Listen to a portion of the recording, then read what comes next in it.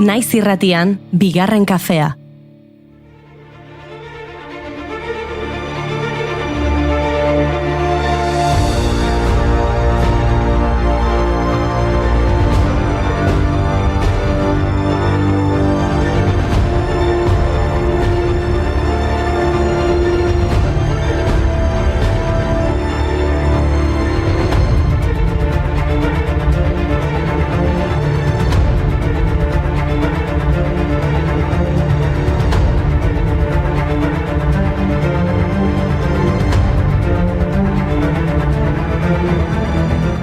Egun on guztioi ongi etorri bigarren kafera. Nolako asteburua igaro duzu, Batzuk festan ziur, kilometroak 2025 jaiaren jaia ospatu baitzuen atzu Elgoibarrek, salto-saltoka lelopean. Eta beste batzuk ahotsik gabe seguro manifestazioetan oihu egitagatik.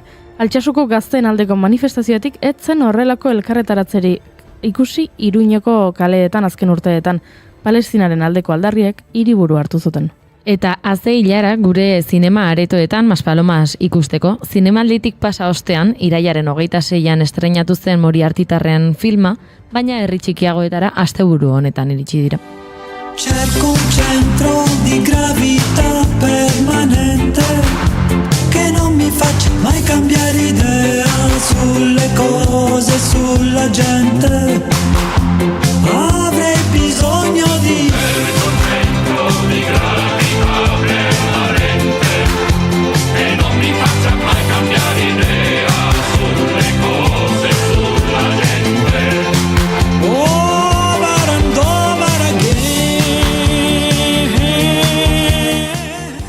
Eta zineaz ari garela, gaurko egunez 1889an Thomas Edison asmatzaile estatubatuarrak zineko lehen proiektoretzat jotzen den kinetoskopioa aurkeztu zuen.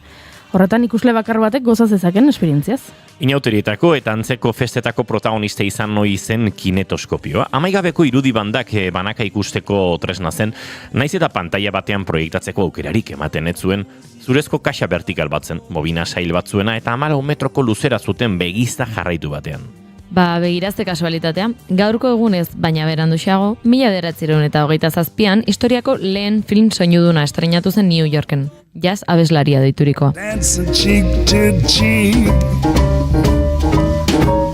Oh, I'd love to climb to mountain, reach the highest peak, but it doesn't thrill me half as much as dancing cheek to cheek.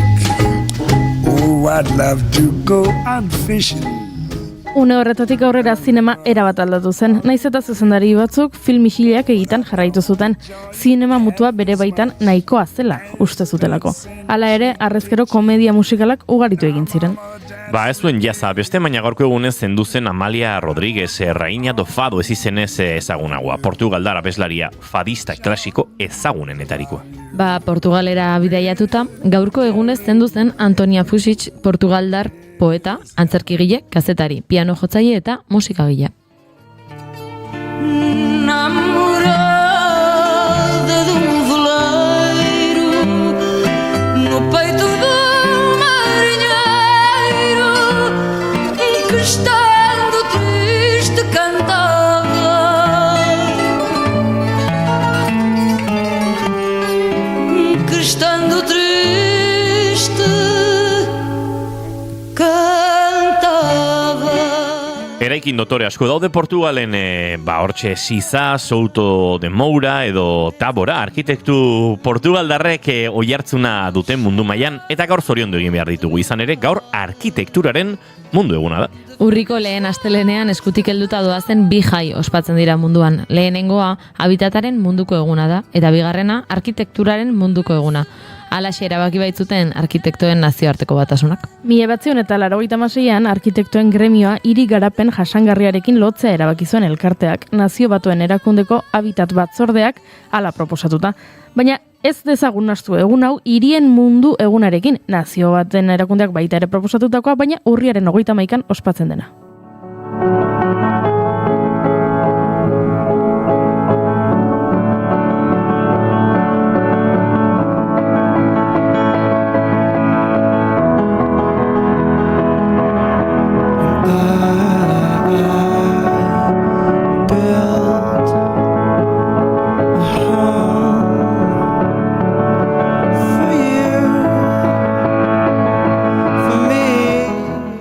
arkitektuak alde batera utzita guazen beste gremio batekin 1920 urriaren 6 duela 105 urte zehatzmehatz grebara jozuten Azkoitiko abarka fabriketako langileek langabezia gora zijoala eta bizi baldintza duinen alde manifestatu ziren. Errepresio gogorrarekin erantzun zieten ugazabek lantegiak itxi eta guardia zibila bidaliz.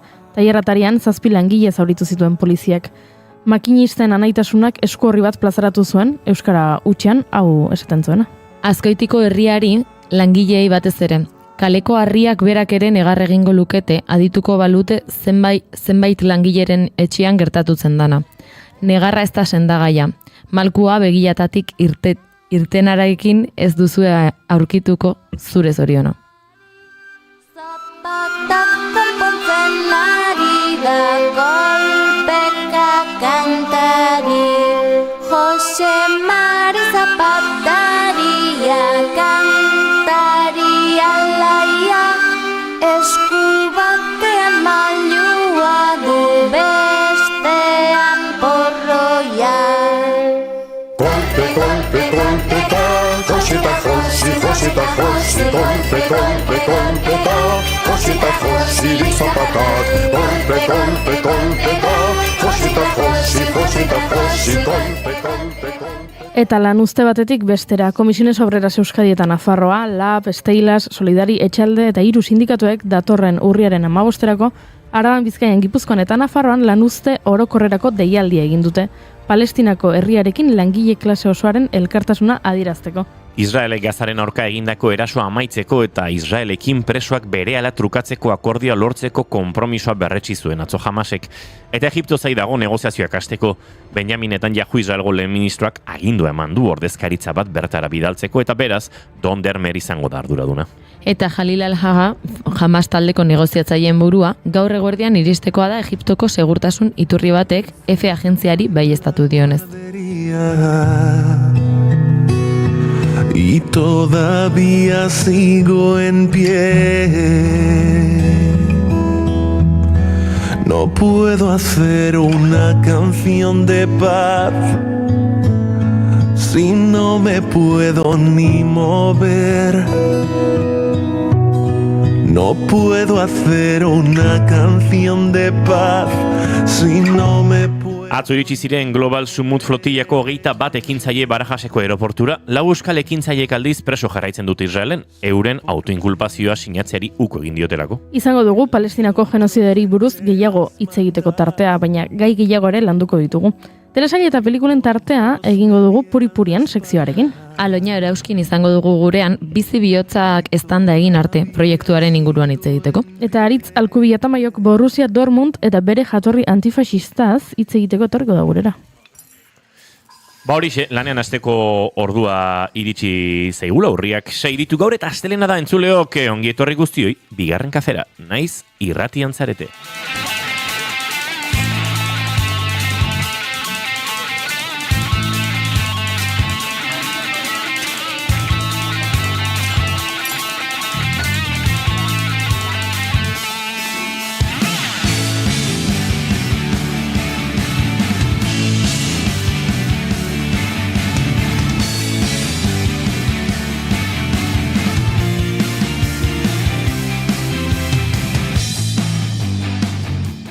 Zuekin entzuleok, June, Romatet, Ibarguren egunon. Egunon. Eta zuekin goiuri ez eizarandi egunon. Egunon. Izketan ari zaizuen hau Inigo Asensio Ulurbide gaur bigarren kafeak 1040 garrena du. Goizak 10:18 minutu, urriak 6, guiru urrengo 2 orduetan zuekin bat egiteko asmotan. Ongi etorri guztioi. Naiz irratian zarete, bigarren kafean.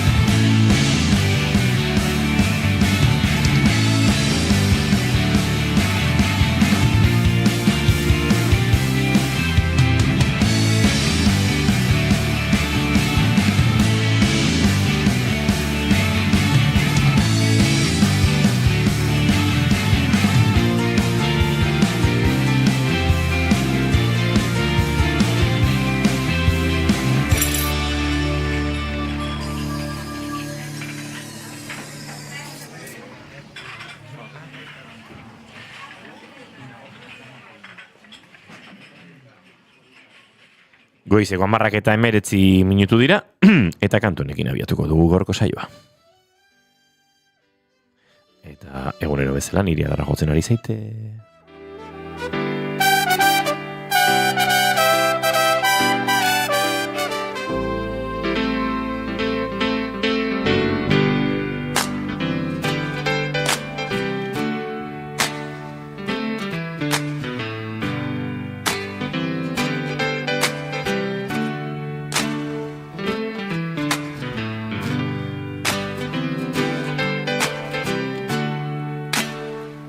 Yo soñé con aviones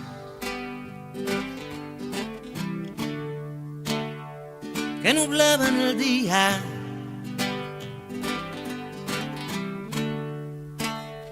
justo cuando la gente más cantaba y reía, más cantaba y reía.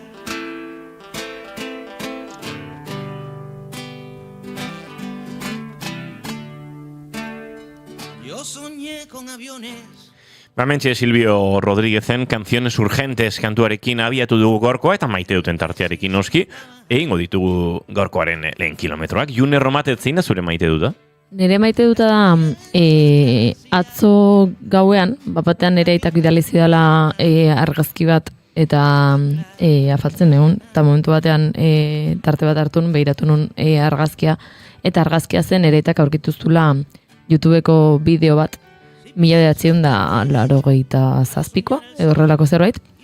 Zen urte hortan Kontxako Bandera Zumaiak ere irabazi zuen, eta Zumaian gertatu zen ospakizuna, eta antzegon grabatuta, ia 2 orduko bideo bat zen. Ez dakit nire aitan nola iritsi zen hain bukaeraraino ikusten, baina agertzen ziren nire amama eta atxatxa bandan jotzen, musika jotzen, eta amama agertzen zen ikusle moduan. Eta izan zen momentu polita, ezagit ikustea batean, nire atxatxa 2011an hiltzen, eta enun inoiz ikusi bandan jotzen, orduan izan zen momentu oso polita, eta hori da nire maite duta. Zeguna.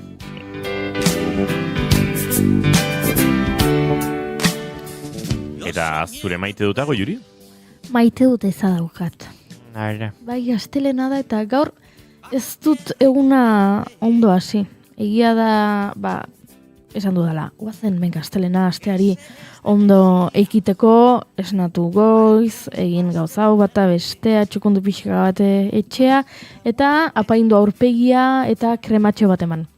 Bueno, asmoakonak izan dira, baina krema bat jarri dut aurpegian azalean.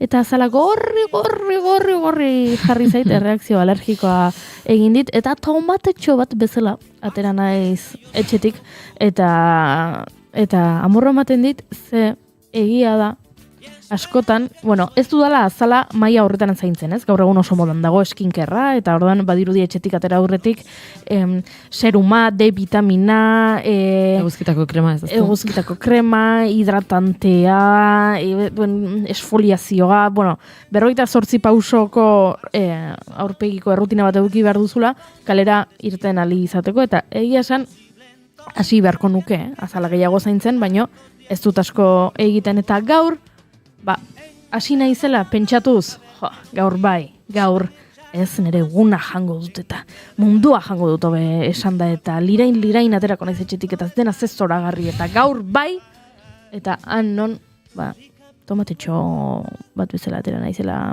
etxetik, gainera baserriko tomatea, ez tomate transgenikoa, tomate transgeniko bintzat borobilak izaten dira, leunak izaten dira, nire horpegia ez etzen horrelakoa, eta hori ere maite dute zau da, marka astelena horrela astea badakit oso azaleko gauza badela, azaleko hitzaren bi zentzutan, baina egia da pena mandi dela izu.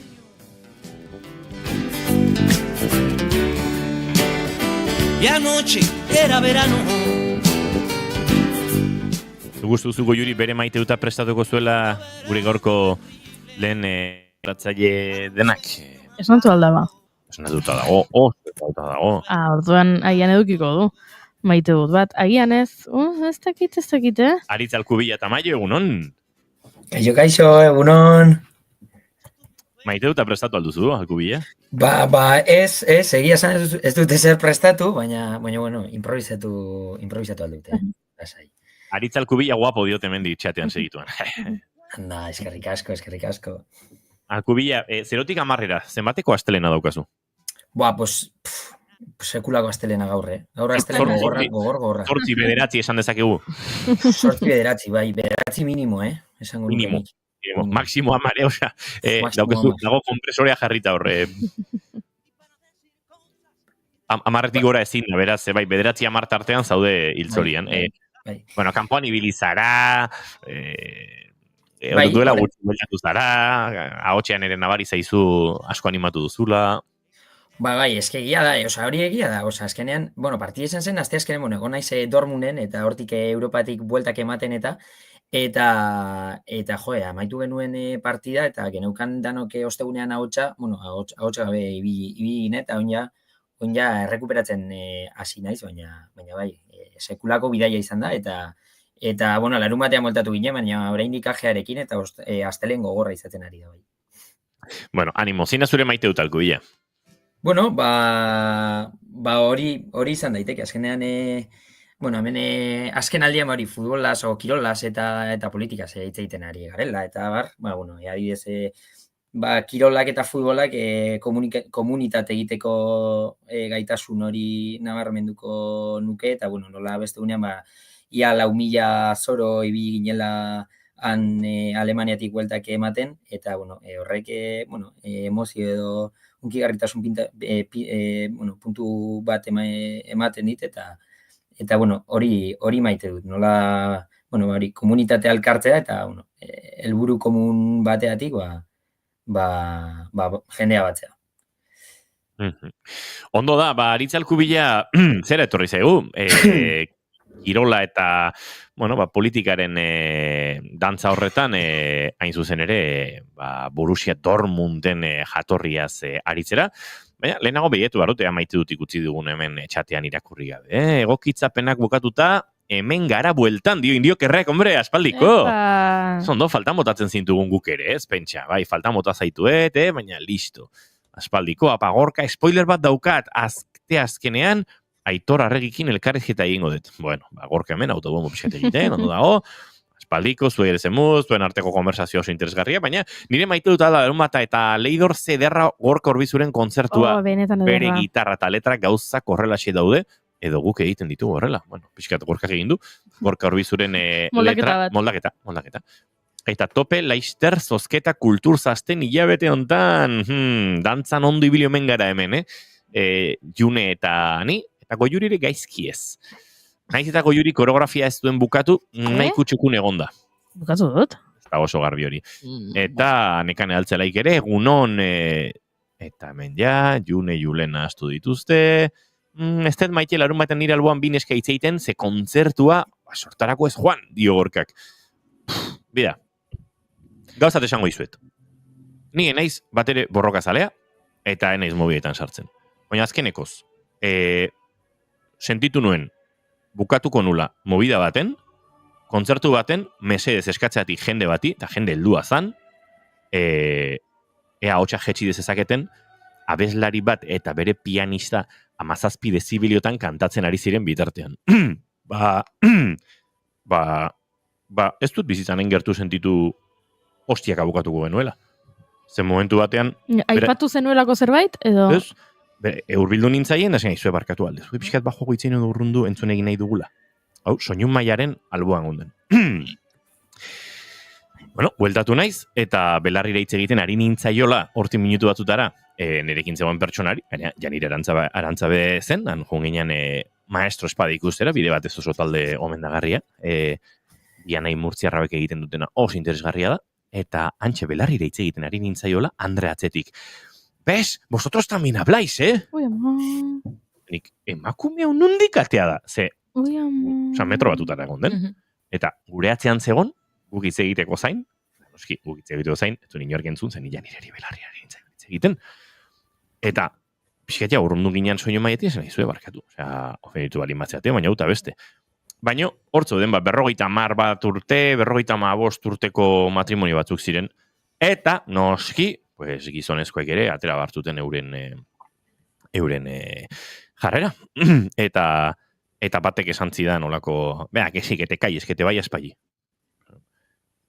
Lasai, Osea, gaitzin beharrik ez diazu, nik mesedez eskatu dizuete ea bajo goitzen zen ezaketen, baina ez badezue nahi, berdintzai jongo gabeste toki batea. Eta hontan, bestea, hasi zitzai dela, baina baso askatu, eta bazet horrela, eta esan, bueno, pues, bida, tonto, janduzu, isilik ez egoteatik zu ere, baina, iruditze zait, minimo batzuk eskatu behar direla kontzertu batzutan. Eta enaiz lehenengoa pasatzen zaiola norbaiti mesedez isiltzeko eskatu, eta gero movida daukana, eta, bai, Ez que horrelakoetan, ari zara hitz egiten, norbaitek esan dizu mesedez isildu. Eta zuk, lotxa sentitu beharrean, gainera aurre egiten diozu hori arrautiten zara, bai. esan dizunari, ulertu dezaket, baztek hitz egiten ari zara, zerbait interesgarria ari zara ipatzen zure lagunarekin, eta ez zara gohartu, benetan altu ari zarela. Benetan ingurukoak molestatzen ari zarela, baina behin ja esan dizunean norbaitek mesedez isiltzeko, ene bada, eta hoztakit kalean izango zen ala ez, baina gorkak aipatzen duenaren gatik, aretoan bertan, bai. Batzuetan baita ere magnifikatu egite, zarata gehiago nabaritzen dela, eta jendea hitz eta pitz. Bai, agia esan Gorka Orbizuren kontzertua nik lehenengo aldiz ikusten nuen horrela areto batean eserita eta lasai. Bida, ze paradojak, aipatu izan maestro espadaren egun hartan Gorka Orbizuri ikusi nuen jaialdi bat zen, Errioxan, Binigrada bajon, eta ikusi nuen Gorka Orbizu, baina hori, jaialdi baten sonoridadetik, antzoki batenera, gauzak aldatu egiten dira, eta egia esan oso gustora ikusi nuen nik ere Gorka Orbizu, Gorka Santestebanek dion bezala xe. Indioker bai, niri ere zoze antzekoa gertatu zitzaidan aspaldi. Zakil kuadrilla. Bai, egia esan, ostras, nahiko nazka. Isilik egon zaitezte kontzertuetan, tio. Ui, beste maite dut ez bat neukan eta. Atzo gertatu zitzaidan. Kontatu ingo dizut, mesedez eskatzen dizut artetxo bat nire maite dut. Ez honentzako, 2 segundo dira. Atzo, nire lagun bat Londresen bizi da, eta asteburu pasa hemen egonda. Eta bere amak txakur bat dauka. Tardon, atzo goizean, elkartu nintzen, berarekin eta bere txakurrarekin. Eta bere txakurra ari zen, zaunka txikiak egiten, baina bai zaunkaka ari zen. Eta orduan, taberna bateko kanpukaldean geunden, eta taberna horretan terrazan zegoen eserita gizon bat bere emaztearekin. Bueno, emaztea zela pentsatzen dut, emakume adin beretsuko emakume batekin zegoen. Eta hasieran, gure arreta mantzegun gizon horrek, esan zigulako, ze txakur polita ez dakiz zer, eta bida, ze ondo ze gizon jatorra hau, ezta? Eta esaten du, baina zaunkakari da, eta gizue, bozala eman behar duela. Eta nire lagunak esan zian, ez Oskarik egiten, zakize, eta baina, bozala eman behar du, emakumeek bezala. Ze? Horixe, izan zen nire reakzioa, eta gain, orduan, hola pixka dene gorputza beste aldera, giratu nuen, eta nire lagunak besotik heldu ninduen, esateko, ez, kontuz, ez gaitezen sartu honetan, eta orduan esan genuen biok aldi berean, bueno. Emakumea, bere emaztea zela uste duguna, isilik. Momentu horretan, horixe ez, pozalarekin. Isilik, eta gizonak barre egin zuen. Eta geratu ginen laguna eta biok, horrela pixka bat Instagramen esaten bezala, ice frio hielo, geratu ginen. Ez genekiela zer esan, baina hori ere esan egin behar da, Ez ezagun bat, zuri gaina pentsatuz Grazia ingo duzula, ez? Iruzkin barregarria dela, barkatu? Bai, laxi esan zuen, bai, bozala, mozala eraman behar du, emakumek bezala. Eta pentsatu behar dut urrengorako zer esan. Ez zait gustatzen isilik gelditzea. Euskeraz ari zen orderaz? Gaztelaniaz. Gaztelaniaz, pena. Euskeraz esan zen izaioke. Bokal bakarra aldatu dara daukat, mozaletik zure gana, eta da, mozolo bat zarela. Artaulua. Ez, ezagit zer egin urrengoan, baina pentsatuko dut, hola, erantzun potente bat. Tira, konturatu naiz nik ere maite dut ez du dela esan. Eta Alkubilaren giroan murgildu behar genuen ja, Borussia Dortmunden jatorrietan, baina hori baino lehenago, nik maite dut, esan gotu maite dut azken igandeetan, eta hori dio danean, ez zuela pentsa 7 urteko kontua dela, 2 igande daramatzat, iluntze partean mendira joaten, eta pixkat mendian menditik ilun xamarri biltzen, eta eta asko gustatzen zait pixkat konturekin ibili behar da, frontalarekin joan eta gauza horiek, baina atzo ilargi betea dator bihar, nire naiz oso ilargi gaietan horrela jaioa teknikoan, uste dut odol ilargia datorla bihar. Ez dakit biharkoa den, baino egia da oso handia dagola eta bastante ikusgarria dagola. Atzo gauean nimintzat flipatu nun. Bai, bueno, Nada. bihar izango da, uste dut odol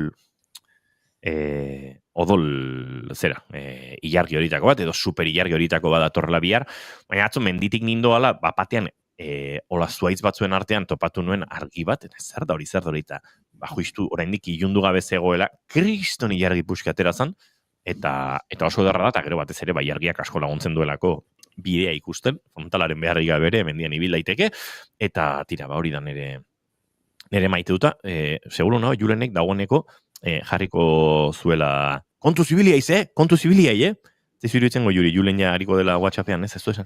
Ez ari zen nik aipatu dudana zuzentzen ze gaizki esan dut eta arrazi dauka gaizki esan dut. Gaur dela, ilargi betea? Gaurtik biharko gauean? Ez. Nekane altzelaik dio gaur. Ez, liberatzen nahi naiz. Gaur dago 87,85. Oino, 87,85. Eta bihar 89,86. Oino. Ikusiko da. Euneko 89,86. Nekane karrazoia dauka uste dut, Astrologian atituak gara. Urriko fenomeno, ilargi fenomenoa, 2025an ikusiko da ondoen, 6tik 7 gauean. Bere momenturik indartsuena, goizaldeko, 5:57. 7aren goizeko 5:57. Claro. Beraz, gaurti biharko, gauean edo goizaldean. Ez? Nik bilaketat egin dute, egia esaten nahi baduzue, pentsa, lehenengo bilaketak zer eman diten Googleek, eta da, libertad digital. Bizitza horrelakoa da, baina bai. Zoian asko dakite horren inguruan. Nik noiz aipatu izan dut hemen, sukalderako errezetak, egunkari eskuindarrek errezeta honenak dituztela. Bai, Bai. Zeratik izan dut. Errezetaren bate begiratzeko. Zuke hola tipula eta barazkiak potxatzen jartzen dituzen zartagian da, tak, hori eskuinarekin egiten duzu, hori, tak. Edo agian bereiei gehiago interesatzen zaie rol tradizionalak mantentzea eta emakume ontzako egindako Rentxa egitea. Akaso mozalaren komentarioaren zaleak direlako. Balitek. Bueno, bagozak horrela nik beste maite dut badoket, laburra eta bagoa ze Aritz Alkubiarekin Dortmund Borussiaren giro horretan murgiltzera, baina da, igande goizetan 7 irakurtzea. Hori ere, azken aldian, 2 igande daramatzat hori egiten, eta Amaia Ereñagak atzo publikatu zuen Txuma Murugarreni egindako entrevista, oso gustora irakurri nuen, 2 igande. Inore bizitza aldatu da. Bigandetan. Bai, horrelakoan ez nik, 2 igande. Gustatzen zen, Beti gustatu izan zait tarteka, asteburu goizetan hola lasai irakurtzea zerbait, baina atzo justu Txuma Murugarreni egindako entrevista hori irakurri nuen, eta benetan interesgarri. Eta Jon Urbe lankideak egindako argazki puskak, gauza esan goizuet, 7 bilazazue, soilik atzo Murugarrenen argazkiak begiratzeko. Ados. Kriston argi ederra dauka. Zoragarri. Bai, argi impresionista dauka, argazki horietan, benetan, oso ederrak. Eta hau esan da, Alkubila, nondik hasiko gara? Nola barkatu? Nondik hasiko gara, Alkubila? Gaur futbola tokatzen da. Gutxiago espero. Bueno, lehenengo gunean txirrindularitzaz eta hitz egin genuen, baina, ja heldu da futbola. Eta, futbola memoriaz eta balioez arietuko gara. Badakizue, pasaren astean, ja esan dut, hori Dortmunden eta ibili nintzen, eta, Atletikek Borussia Dortmunden aurka jokatu zuen, eta, oso interesgarria iruditu zitzaidan klub honen historia, eta, horren berri emateko, etorri naiz. Eta, hori, azkenen Europako klube handietan pentsatzen dugunean, tituloetan eta izarretan eta estadio erraldoietan pentsatzen dugu, baina, talde batzuen historia ez da ulertzen, testu inguru sozial bateatik aldentzen baldin badugu. Eta horietako bat, Borussia Dortmund da. Borussia Dortmund 1900 eta 9an sortu zen, Rugua ibaiaren arroan, eta sustrai langile eta erlijiosoekin, 20. mendean zehar, mugimendu autoritarioekin harreman tirabiratsua esango dugu, izan zuela. Eta gaur bere historia ezagutuko dugu, eta nola identitate hori, nola gaur egun armaietan eta irian aktivismo antifascista bihurtu den. Ados. Badoko gomendik bideo bat uste dute aipatu ere nahi zenuela, eta ikusteko aukera izango dute streamingez jarraitzen gaituztenek, eta entzuteko irrati bitartez entzuten gaituztenek. ¡Ataque! ¡Ja! ¡Jawohl! ¡Los, Berlin, rüber! Saubbande! Das darf doch nicht wahr sein!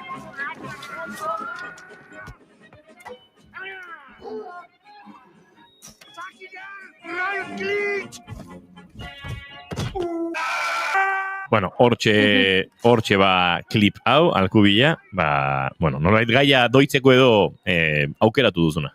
Bai, hori da, bideo hori gero helduko diogu igual sakontasun gehiagorekin, baina hori 2017an egindako kanpaina bat izan zen, Borussia Dortmund klubak berak egindako kanpaina bat izan zen, han hor justo ikusten den moduan, esaten du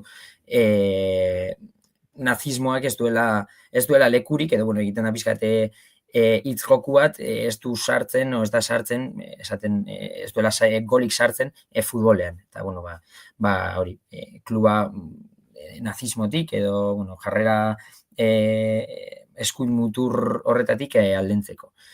Eta, kontatuko izuet, pizkate jatorrian, nondik datorren klub hau, esan bezala 1909an sortu zen, Dortmundeko gazte talde batek sortu zuen, eta Borussia jarri zioten izena, taberna batean elkartu zirelako, eta taberna horretan garagardo asko zegoelako, eta badago zerbeza marka bat, Borussia deitzen dena, eta horregatik jarri zioten izen hori taldeari, Borussia Dortmund, garagardo mota hori existitzen zalako, eta kluba 18 gazteek sortu zuten, eta horiek batezbe langileak ziren, eta mehatzarien seme alabak ziren, eta eztabaida izan zuten parrokiako kapellanoarekin, ze berari futbola zitzaion gustatzen, eta jolastea debekatzen zielako, eta azkenean elizatik banantzea erabaki zuten, eta kluba sortzea erabaki zuten. Ja, lehenengo momentutik, pizkate iskanbila sortzen, ezta? Pizkate elizarekin eta, momentu tirabiratsu bat izaten sortu zen kluba. Azkenen, nasketa horrek, langile jatorri eta osagai katolikoa, nolabait tokiko nortasuna markatuko zuen, eta industria eskualde bateko, langileen klub bat, edo langileen talde bat sortu zen, eta ingurune horretan,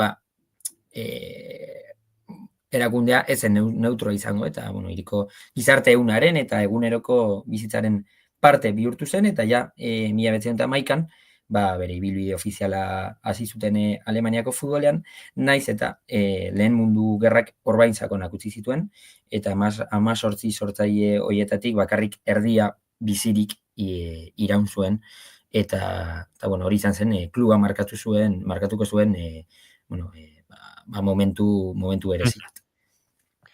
Eta handik gaur daño, Alkubila, ez dakit, pentsatzen dute, aipatu duzu ez, nolabait nortasunean, idiosenkrasian eta oraindik hori nabari dela, baina nun esango zenuke nabari dela. Ez dakit, taldeen arteko harremanean esaterako, nik badakit Espainiar esatuko hainbat taldeekin, hori gertatzen dela, ez Euskal talde eta Espainiar talde batzuen artean harreman berezia dagoela, pixkat ikuspegi obrero, antifasista hoietatik.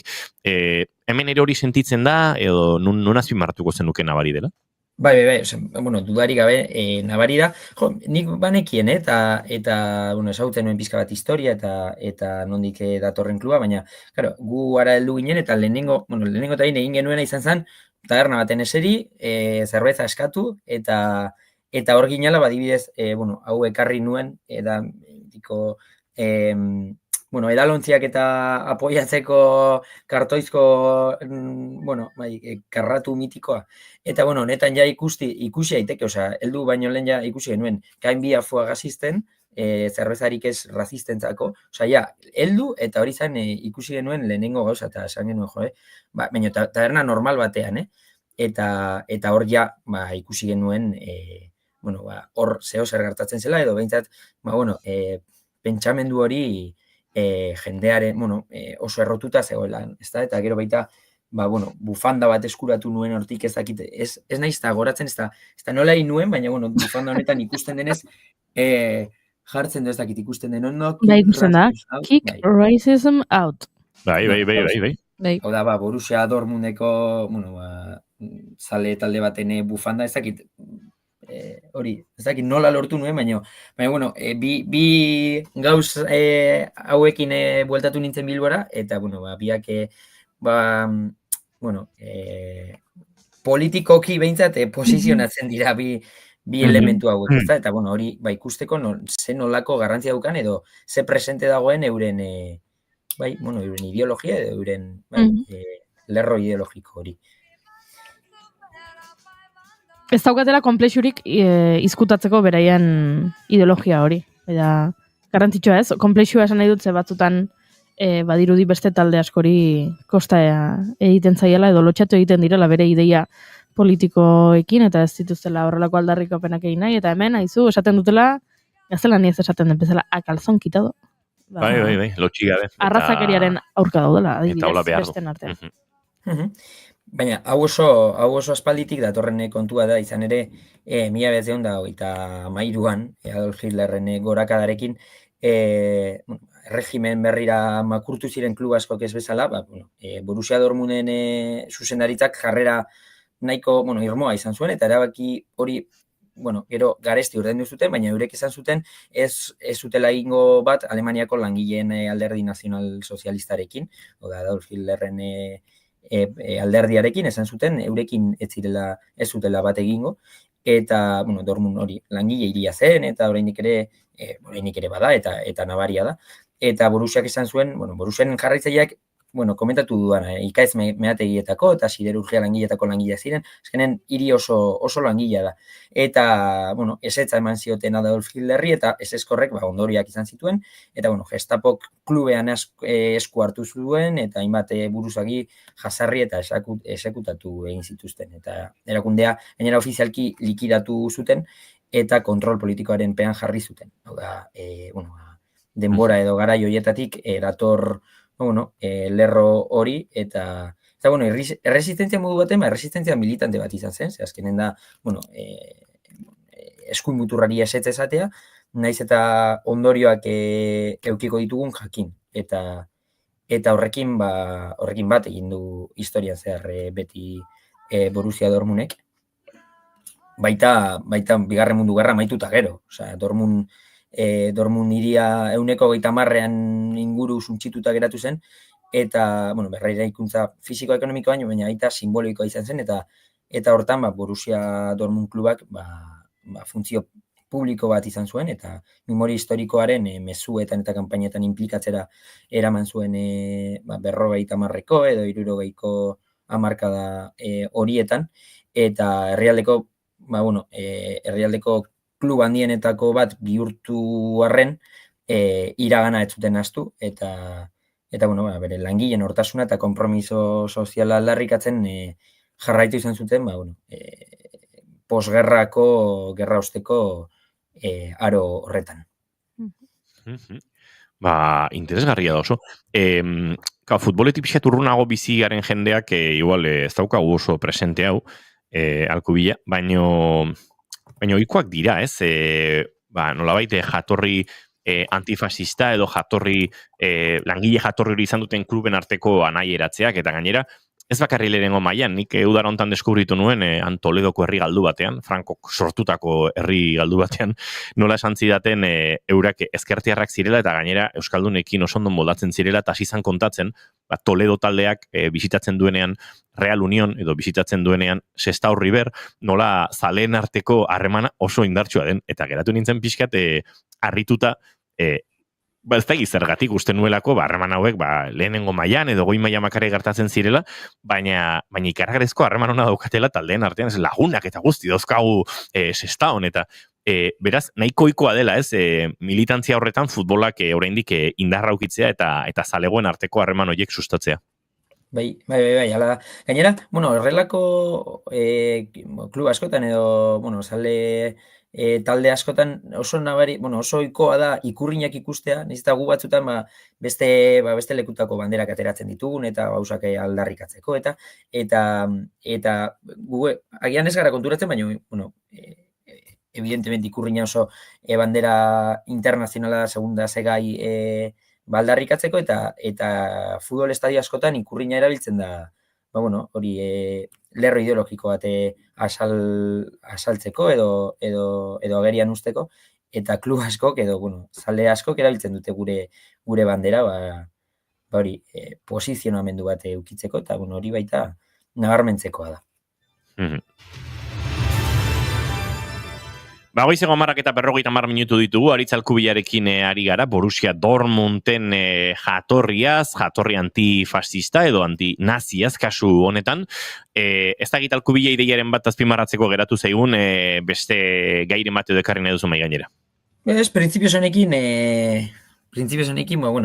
nahiko haukagu, pizkate ze ikusi dudan basuei kontatzeko, eta ze bizi izan dudan, eta posik ikustea, holako talde makroklubak existitzen diren arren, baita, euren posizionamendu politikoa daukaten, eta mezu politiko zuzenak bilaltzen dituzten ikusteaz, polita dela, eta baita arro, futbola baita gauza hauetarako balio duen ikusteaz. Alkubila, gauza bi bururatzen zaizkit bat zure sekzioaren amaieran, lehenengoa, badudala liburu bat gomendatu behar dizudana, nire lagun mexikar oso batek idatzitakoa, futbola eta mugimendu sozialen ingurukoa, eta benetan interesatuko zaizuna, eta ustut bisitan etortzen denean ezagutu behar duzula, ze gustorariko zarete, futbola eta futbola zaratagoko mugimendu eta gai hauetaz. Bestea, zure sekzioak dagoeneko baduela sekzio paralelo bat, eta da, Julen Goikoetxe Orbegozo dagoela zure hitzak aztertzen, eta gero ateratzen ditu titularrak, baina titularrak ez dira edonor aterako lituzkeen titularrak, ez dakit Gestapok hartu zuen taldearen kontrola eta fusilatu zituzten hainbat agintari. Izango zela nolabait tarte honen titular serioa. Ez titularrak izan daitezke edalontziak apoiatzeko kartoizko mitikoa. Ikaragarria Alkubila. Bakit, baina hau nola ditzen da, nik ez daukat izan bat hau izendatzeko. Itza dauka erderaz, posaba sosa, baina euskeraz esateko... Basoak jartzekoa. Niri, edalontziak apoiatzeko kartoizko mitiko asko gustatu zait. Eta gero hemen, atera dute beste titular bat. Aipatu duzu, uste dut bufandaren inguruan ari zinela, lepogorren inguruan, eta esan duzu, ez dakit nola lortu nuen. Eta horrek eman du hemen fantasia askorako Alkubila. Partiota gero hasi zan tipo bat, saxofoia jotzen hor, estadiotak gero, partiata gero eta hor geratu ginen, ez dakit zenbat egon ginen hor, 50 pertsona bat, zoro, partia galduta gero, lau eta bat galduta gero, eta batek, etorri zitzaian, eta hau jarri zitzaian lepoan, baina ni ez nintzen kontu bat, nintzen tromboilariarekin horra besten, eta baterik zuen... Saxofonista zan o tromboilaria zan? Guk zalantza haukagu. Printzipioz saxofoia zen, baina atzo igandea zela eta pizka resakarekin egon ginen asuntoa komentatzen eta zelako bidaitzarra bizi genuen eta horre egon ginen debatitzen, aber zer zen. Beste batek izan zuen, trompeta, saxofoia eta, ez dakitze beste instrumentu izan zuten. Aitxitxe, baina bakarra zen edo brass band bat zen? Ez, bakarra zen.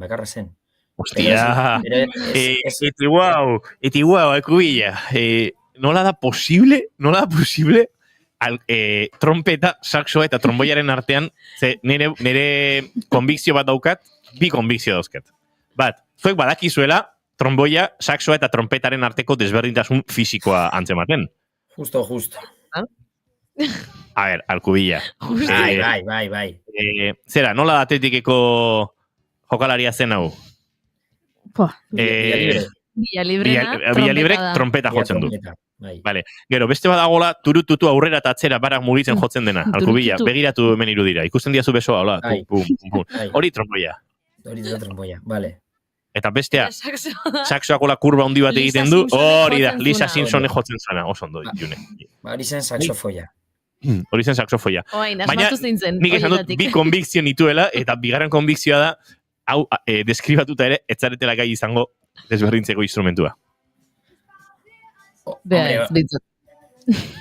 Horrela ikusita, saxofoia zen orduan, lagunei esango diet. Bea, zerbait lortu dugu. Ez dago gaizki. Ez dago bat ere gaizki. Lortu dugu. Nahi baduzue gero pasako izuet bideoa ikusteko... Bideo dituzu eta ez dezute begiratu diferentzia. Mesedez, biali bideoa, baino urgentementean Alkubilla.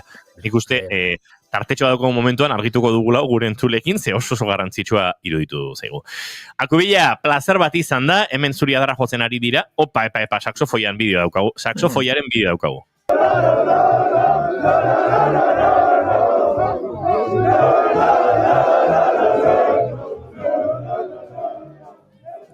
Bai, ez da ezakegu saxofoi bat dela Alkubilla, oso ondo. Eta beste baiestapen bat, beste gauzat esan baiestatu dugula, badagola hitz bat, deitzeko kartoizko nola ditu diozu. Baso apoiatzeko kartoizko kartoi mitiko hau. Edadontziak apoiatzeko kartoizko mitikoa. Bueno, horrek izen badauka, eta da, edontzi azpikoa. Baitu. Igual Euskal Herri erdiak basosa deitzen diogu hemen hegoaldean behintzat, baina edontzi azpikoa. Puntatuta hurrengorako. Aritz Alkubilla eta Maio plazor bat izan da, gora zu eta gora zure abenturak. Vale, eskerrik asko.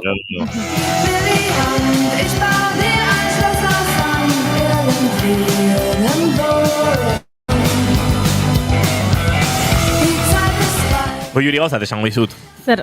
Eskerrak gure belaunaldi berriak datozen hemen pixkat parrandaren lekuko hartzera. Zergatik? Noiz botatzen azkeneko parranda? Nik azkeneko parranda... Mendea esan diezadakizu. Bai ez, baina parranda... Zer da parranda? Zer kontsideratzen da parranda? Zera, arratsaldeoa balekotzat emango dizut. Adibidez. Arratsaldeoa deidakioke. Asteburu honetan ez, baina aurreko asteburuan 3 festetan egon nintzen. Janus Lesterren kontzertua zela, eta Txetxoz netan egon gero... Kontzertua bukatu talotara. Hori izango nun. Kontzertua eta gero hor gelditu zineten. Trago bat hartu genuen, Txosnan. Trago bat eta txera. Bai. Hori ez da parranda. Hiruak aldera iritsi nintzen etxera, Vale. Eneko Iturbek parranda bota da asteburuan? Bai. Hori nahi nuen entzun. Nola bai, ikusten duzu Goiuri. Bakoitzak gure funtzioa daukagu saio honetan. Titxua. Eske, orain, kritikatu behar didazun parranda eza? Ez, zini badakizu senyora bazarela eta parranda ez ala iniz zure esparru naturala. Ba ez da egia. Nik eduki ditut nire parranda etapak. Guapísima iruditzen zaitu, 30 urteko pertsonatek esaten duenean, nik eduki ditut nire parranda etapak. Eta gian edukiko ditut aurrerago. Hau da, ikusten dituzunean bezala kintoen bazkariak eta 35 urteko kintoetan denek daude umen karritoekin eta 40 urteko kinto bazkaritan denek daude umerik gabe. Dibortziatu egin direlako eta ligatzera joan direlako bazkari horretara. Horixe. Bai. Nik Orain txeperatan ez dut parranda gozerik momentu honetan. Baina egian datorren urtean, bai? Ez, asteburuntan justo, 3 ikusi nun, ez dakit, 70-80 urteko pertsona bat parrandan. Eta ez dakit zian goizeko ordubik edo inguru hortan, eta antze bien parrandan orduan, bueno. Juri esperantza dago orain dizuretzat. Lasai, nire senyora ban naiz. Ez dugat itzik zuentzako. Ni parranda gotxe botat. Ez da gazu itzik guretzako? Bai. Dizu, besterik gabe, ez da kritika bat izan. Baina iruditu zait, baizu, pixka bat baitzen da. Ni konturatu naizia, bigarren kafearen, ez da lehen belaunaldia garenok, pixat parranda giroa baztertuta daukagula. Bueno, nik ezen beste, baina baita ere. Baina, badodela, pixat belaunaldi berriak gu parrandarekin konektatzen, eta hori polita iruditzen zait. Nire polita iruditzen jakitea bigarren kafeko afari bat egin eta izango dudala norekin parranda egin. Ados. Aritz gonbidatu bazpare ziurtatzeko hori. Ze? Gonbidatu bazpare aritz ziurtatzeko hori. Bai. Alkubilla gonbidatuta, bai edo bai eukiko zerbait. Adiez, naiz irratiko bat egingo bagenu, nik badakit, pegilekuna balin badago, bide laguna izango dudala. Pegilekuna maravillosoa. Bai. Baina gauza esango izuet. Maikak dira. Eneko etorri da hemen gauza serio eta zitze ditera. Bai. Eneko dauzkago 30 segundu, olako... Titular bat. Bai, clickbait bat baino listen bait bat egiteko olako zerbait. Gantxotxo bate, amutxo bate. Vale. Despertaferro editorialak bere azken ale bat kendu du, bere katalogotikan, arkeologia eta historiaren inguruko aldizkariaren ale bat, Irulegiko eskuaren gatik. Han, zorioneku edo bestelako hitz bat jarri beharrean, Espainia jarri dute. Epa, entzuleok, azken orduaren bilagoaz, segituan jarraituko dugu, hementxe Eneko Iturbe Otamendirekin, gai honen inguruan, baina azken ordukoa Itxaso Leon lankideak ekarriko dugu. Itxaso, egunon? Kaixo egunon, errepikatuko dugu duela ordu bete ere aipatutako gai bat, xehetasun gehiagorekin oraingo honetan, izan ere Sebastien Lecornu Frantziako lehen ministroak dimisio aurkeztu dio astelehen honetan Emmanuel Macron presidenteari bere kabineteak hala iragarri eta ordu gutxira Eliseoak ohar baten bidez iragarri du. Agiri labur horretan Eliseoak adierazi du Macronek dimisioa onartu duela eta horrek ateak ireki dizkiela hainbat agertokiri hauteskundeak aurreratzea barne. Frantziako presidenteak igandeko azken orduan gobernua izendatu eta 13 ordu eskasera iritsi da dimisioa. Irailaren 9an izendatu zutenetik aritu da lanean gobernu horretan, François Bayrou lehen ministroia erori zenetik eta egun bat lehenago konfiantza mozio batean iragarri zuen murrizketa sozialen aurkako protesta jendetsuen erdian. Lecornu kritika gogorrak jaso zituen oposizioaren eta eskuinaren aldetik gobernuaren zati bat igande gauean aurkeztu ondoren 3. urtebetean. Asteartean aurkeztu behar zuen bere politika orokorreko adierazpena Batzar Nazionalean. Honen inguruan, Bruno Retailleau Republiken alderdiko buruak igandean bertan adierazi zuen ez zegoela konforme kabinetearen osaketarekin presentzia handiagoa nahi baitzuten eta bere alderdiaren bilera dituzuen gaur goizerako gobernua utziko zuten ala ez erabakitzeko. Bete izan balitz exekutiboa bertan bera uzteko mehatxu horrek praktikan ezinezkoa egiten zuenaren jarraipena kontuan hartuta ez zuela gehiengo parlamentariorik. Eta oposiziotik Jordan Bardella ultraeskuindarra izan da lehen erreakzioa eman duena, Macroni Asamblea Nazionala desegiteko eskatu dio Lecornuk dimisioa eman ostean, bestalde atzerakako kontaketa hasi dela eta Macronek aldegin behar duela adierazi du sare sozialetan Matilde Panotek, Frantzia Intsumisoaren taldeko buruak exekutiboaren buru urtebete baino gutxiagoan 3 lehen ministro izan direla ikusi ondoren. Eta aipatzeko dugun beste kontu bat, astelehen honetan bertan deportatuko dituztela Global Sumut flotilako 4 euskal herritarrak, goizeko 10etarako zuten aurre ikusita Atenaserako hegaldia hartzea, hala jakinarazi du Naiz Irratian Nere Etxebarria Gazarako mugimendu globaleko kideak atxilotuta jarraitzen dutela uste du eta printzipioz Madrilera joango direla aurre ikusi du. Eurak ez dabe sinatu, baina badakigu gaur bertan deportatuko dituztela. Hau da, Atenasera bialduko dituzte, eta gero Atenasetik oraindik ez dakigu gure 4 kideok Madrilera joango diren, edo Bilbora antza, edo ez dakigu hori. Joango gara kontu hau berritzen gehiago jakina ala, gauzak horrela momentuz ez dakitela euskal herritarrek Israelgo armadaren partetik tratu txarrik jaso duten ala ez, izan ere aske geratu diren ontzideko beste kide batzuek bai salatu dute tratu txarrak izan direla. Eta Jose Manuel Álvarez atzerri ministro espainolak estatuko hiritar guztiak gaur deportatuko dituztela adierazi du Etxebarriaren hitzoiek berretsiz. Trafikoari begira jarriko gara esateko txandakako mozketak ditugula orduotan istripogatik A8 errepidean 118. kilometroan, alegia Bilbon eta Donostiako noranzkoan, adiberaz puntu horretan, besterik ez oraingoz eta aurrerago ekarriko dugu informazio gehiago. Eskerrik asko Itxaso Leon, eguerdiko 12etan informazio gehiago hementxe Naiz Irratian, guk aurrera egingo dugu orain eta hemen Eneko Iturberekin, zera, honen inguruan aritu behar dugu. Zituzten zorioneku herri baten historioak, nola zaintzen zuten, nola maite zuten, haien ahotan bizi zen hizkuntza. Irulegiko esku atxeden hartu ezazu, esku honetan dago zure ondarea. Irulegiko Entzuleok, hementxe abesten zuen Tomas Lizarazuk Irulegiko esku atxeden hartu ezazu, baina Irulegiko eskuari ez diote atxeden hartzen uzten. duela hilabete batzuk jakin genuen sorioneku ura, ez omentzela sorioneku, gero isiltasunean murgildu gara, ni naiz hater jarriko asunto honekin, baina pixka bat nazkatuta banauka asuntoak, den esaten hasita. Baina orain zera, adarra jotzen hasita, iskanbila pixka bat sortu da, eneko sorioneku beharrean, beste zora jartzen duelako aldizkari baten nola baite azalean. Bai esan beharra dukagu, aldizkari horren joera izaten dela pixkat satira eta pixkat humoretik aritzea. Oire egila da. Baina nunbait zerbaitek mugaren bat saltatu arazi duela hemen. Bai, asuntoa da, lehen esan dut, portadan azaltzezala irulegiko eskua eta han Espainia jartzezula. Portada honen ilustrazioa, 8 apellidos baskos pelikulan inspiratuta zegoen, eta orduan bertan azaltzian pertsonak, 8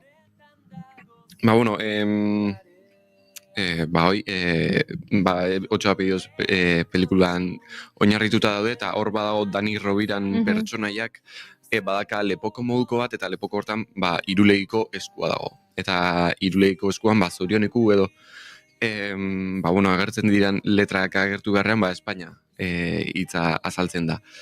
Eta hau baskoien inguruko ale bat zen, justo, arkeologia eta historian inguruko aldizkari hontan. Eta Despertaferrok betian ikan lotura eukiu historiakin eta eta bere aldizkariak eta editorial honen ale guztiak historiakin lotuta daude. Eta beti esaten dute zehaztasuna eta zintzotasuna dirala bere lema, eta oraingoan emateunez ez dira bete. Hori da, humorea baina zintzotasun historikoari helduta. Hori da. Nola baita, eta nonbait honek bigarren baldintza hori hautsi egin du, krisia akaso guk usteaino potologoa da. Zenik hori ikusten dut eta ez dakit igual grazerik ezite ingo edo edo ez dakit humore interpretatzen jakingo dudan edo ez, baina ilustratzailearekin harremana eten dute, publikazioa baitu dute, movida onda. Esan movida desiente handia sortu da, ze, edabidetan eta sare sozialetan denetan eztabaida sortua eta hau atzo atxalden agertu zen berri hau, eta gaur goizean prentsa nota bat, tohar bat argitaratu dute, eta hemen kontatzen duten aldizkariak barkamena eskatu nahizula, lehenik da behin, ze onartezina zala, olako gertakari bat, olako ilustrazio bat argitaratzea, ze, lehen esan deten bezala, behaien zintzotasuna eta historiakiko fidagarritasuna zikintzen zutelako nola bait. Eta, behaiek historiakiko errespetua sustatu nahi dutela adierazi dute, eta, aldizka ale hontan, ez dela bete esan dute. Eta, irakurle batek eman dio berri aldizkariari, ze egia da, fijatu egin behar dela. Fijatu egin behar da, zezuk ikustezunen ilustrazioa ez dezu ikusten, hasiera baten, hor Espainia agertzen dela, baina irakurle batek, nola bite, behin aldizkaria eskutan zuela, ikusi du, zer dagoen jarrita, eta aldizkariari, editorialari deitu dio, esan ez, baizu, hemen ez du zorioniku jartzen, hemen beste zerbait dago, eta hau ez da hola. Ez da benetan historian ez da hola gertatu. Eta, barkamena eskatu dute, eta zuk esan bezala, bi neurri hartu dituzte, lehena aldizkaria bere katalogotik kentzea, eta barkamena eskatzea, eta bigarrena ilustratzailearekin harreman guztiak haustea eta kaleratzea. Eta, hori izan da nola baite iskanbila eta arazoa nun sortu dan, eta orain ez dakigu ze pasako dan. Oraingoz. Ikusiko zer gertatzen den, baina, momentuz gertatu dena gertatu da. Eta da, aldizkari horren, difusia dueten dutela, eta ilustratzailearekin harremanak hautsi dituztela. Ez dakit, pentsatzen dut hor, badagoela iragan bat, badagoela zerbait horrelako erabaki bat hartzeko,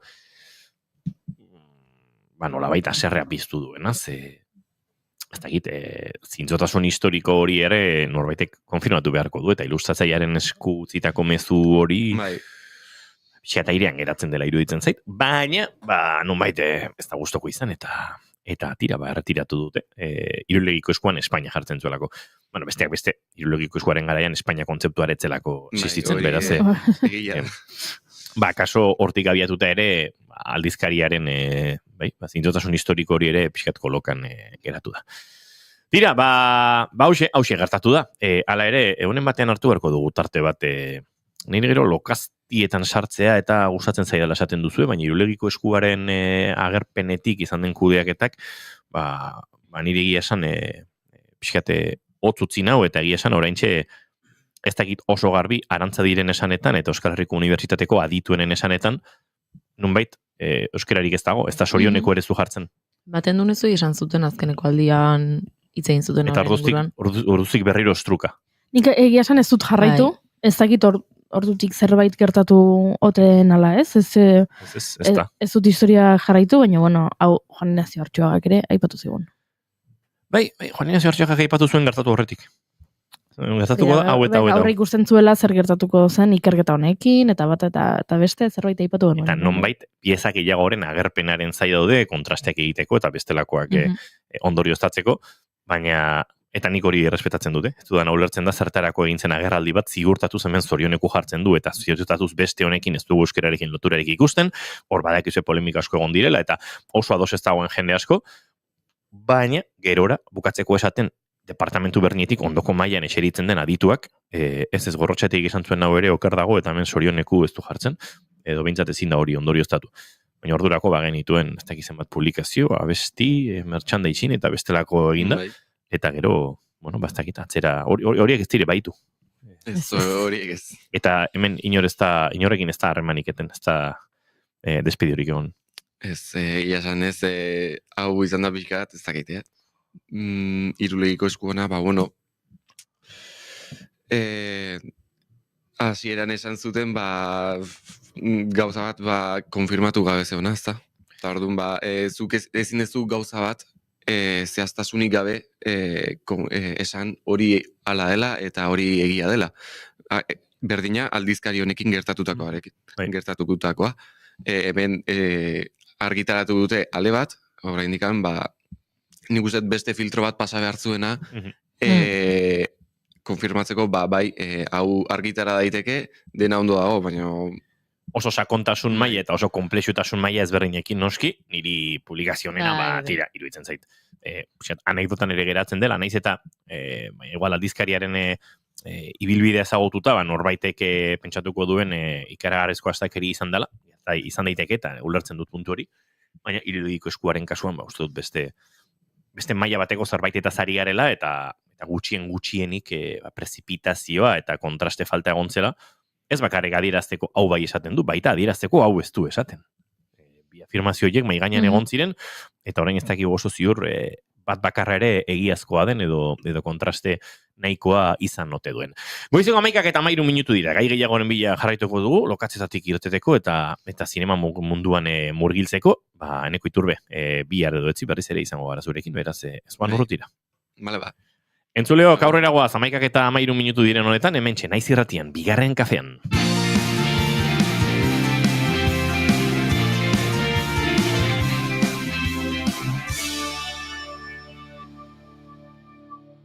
Bigarrenak ez direlako beti okerragoak, bigarren kafea. Eta noski, hementxe puri-purian tarte egiten dugun bakoitzean bezalaxe, kantu honekin egingo ditugu urrengo minutuak. You got the cinema.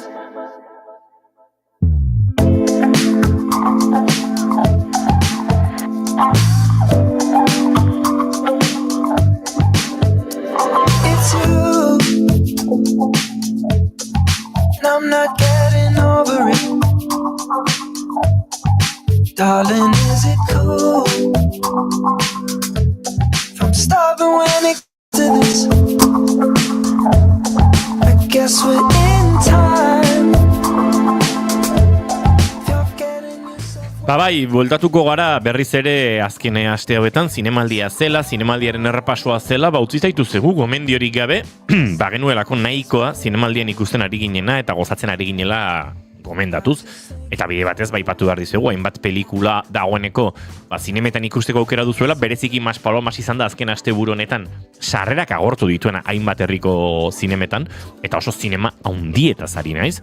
Eta tira, barrakasta itzela biltzen ari dena, baina jone batzuetan ere ikusgai da oraindik hainbat aretoetan, horre sola saldi eta guztiari dira lanean, oraindik falta zaigu pixka bat Karmel ikusi alizateko. Bai. Urriaren azken aurreneko asteburuan, 25 horretan estrenatuko dute, eta zalantza dokat aro berriaren estreinoaren inguruan,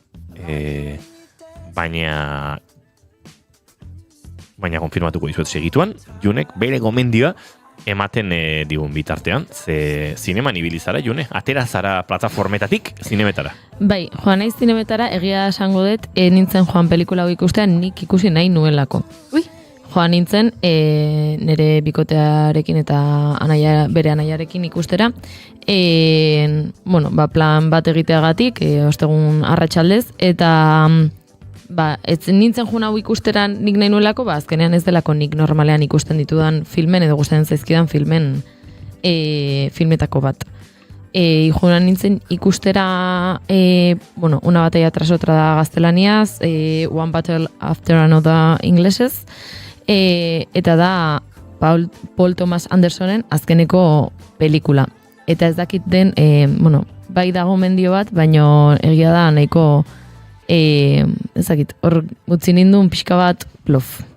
Entzun da neukalako, kriston pelikula zela, izugarrizko gidoia, kriston pelikula, izugarrizko aktoreak hori egia da, Leonardo DiCaprio da protagonista, Sean Penn dago, hor daude aktore Teyana Taylor ere deneko oso ondo dabil, Benicio del Toro dago, izugarrizko aktoreak, baina nik gelditu nintzen pixka bat plof. Ara? Pelikulak kontatzen du, Leonardo DiCaprioren pertsonaiaren, bidea edo, hasten da kontatzen beraien hasierako historia eta nola biltzen diren protestetan eta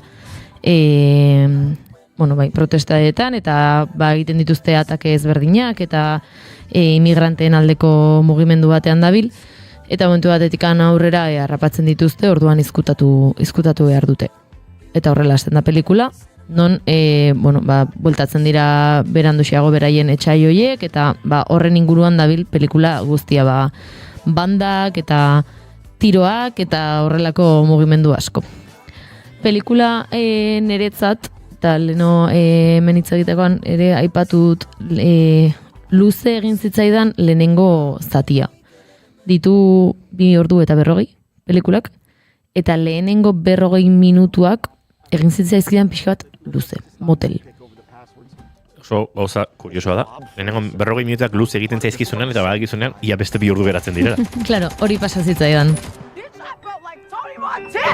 Steve Lockjaw just attacked my home, and I cannot remember, for the life of my only child, the answer to your question. Maybe you should have studied the rebellion text a little harder. Hoi pasatzen ze pasazien lehenengo 40 minutuak eta begiratu nion ere bikoteik galdetzen zenba falta da. Eta santzian 2 ordu eta nire arpegi izan zen, a ber. Emango diot aukera pixka gehiago, baina nila espertzen nahi naiz. Kontua da lehenengo 40 minutuetan kontatzen duela nola hasi zien honetan eta ikusten duzu gaur eguneraino iristeko puntu hori. Eta nire ustez eta gauza batzuk oso ondo daude eta baino, motel kontatzen du, esango nuke. Eta gauza batzuk ditu agian ez du lertzetik, beste batzuk nazkagarritik edo sentsazio nazkagarri bat bizitzetik ze esan beharra dago Sean Pennen pertsonaia nazkagarria dela, orduan olako nazka sentitu nun, beraz Sean Penn oso ondo dago, baina bai, bestela pelikularen beste zatiak Egia da, badauka divertigarretik badauzkalako Leonardo DiCaprio drogadikto bat da, orduan, badauzka bere buru galtzeak eta estena bereziak, badauka ere tentsio puntu ezberdinetatik eta horrelako pelikuletan gertatzen diren ere puntu impresionanteetatik dauden golpe edo tiroengatik.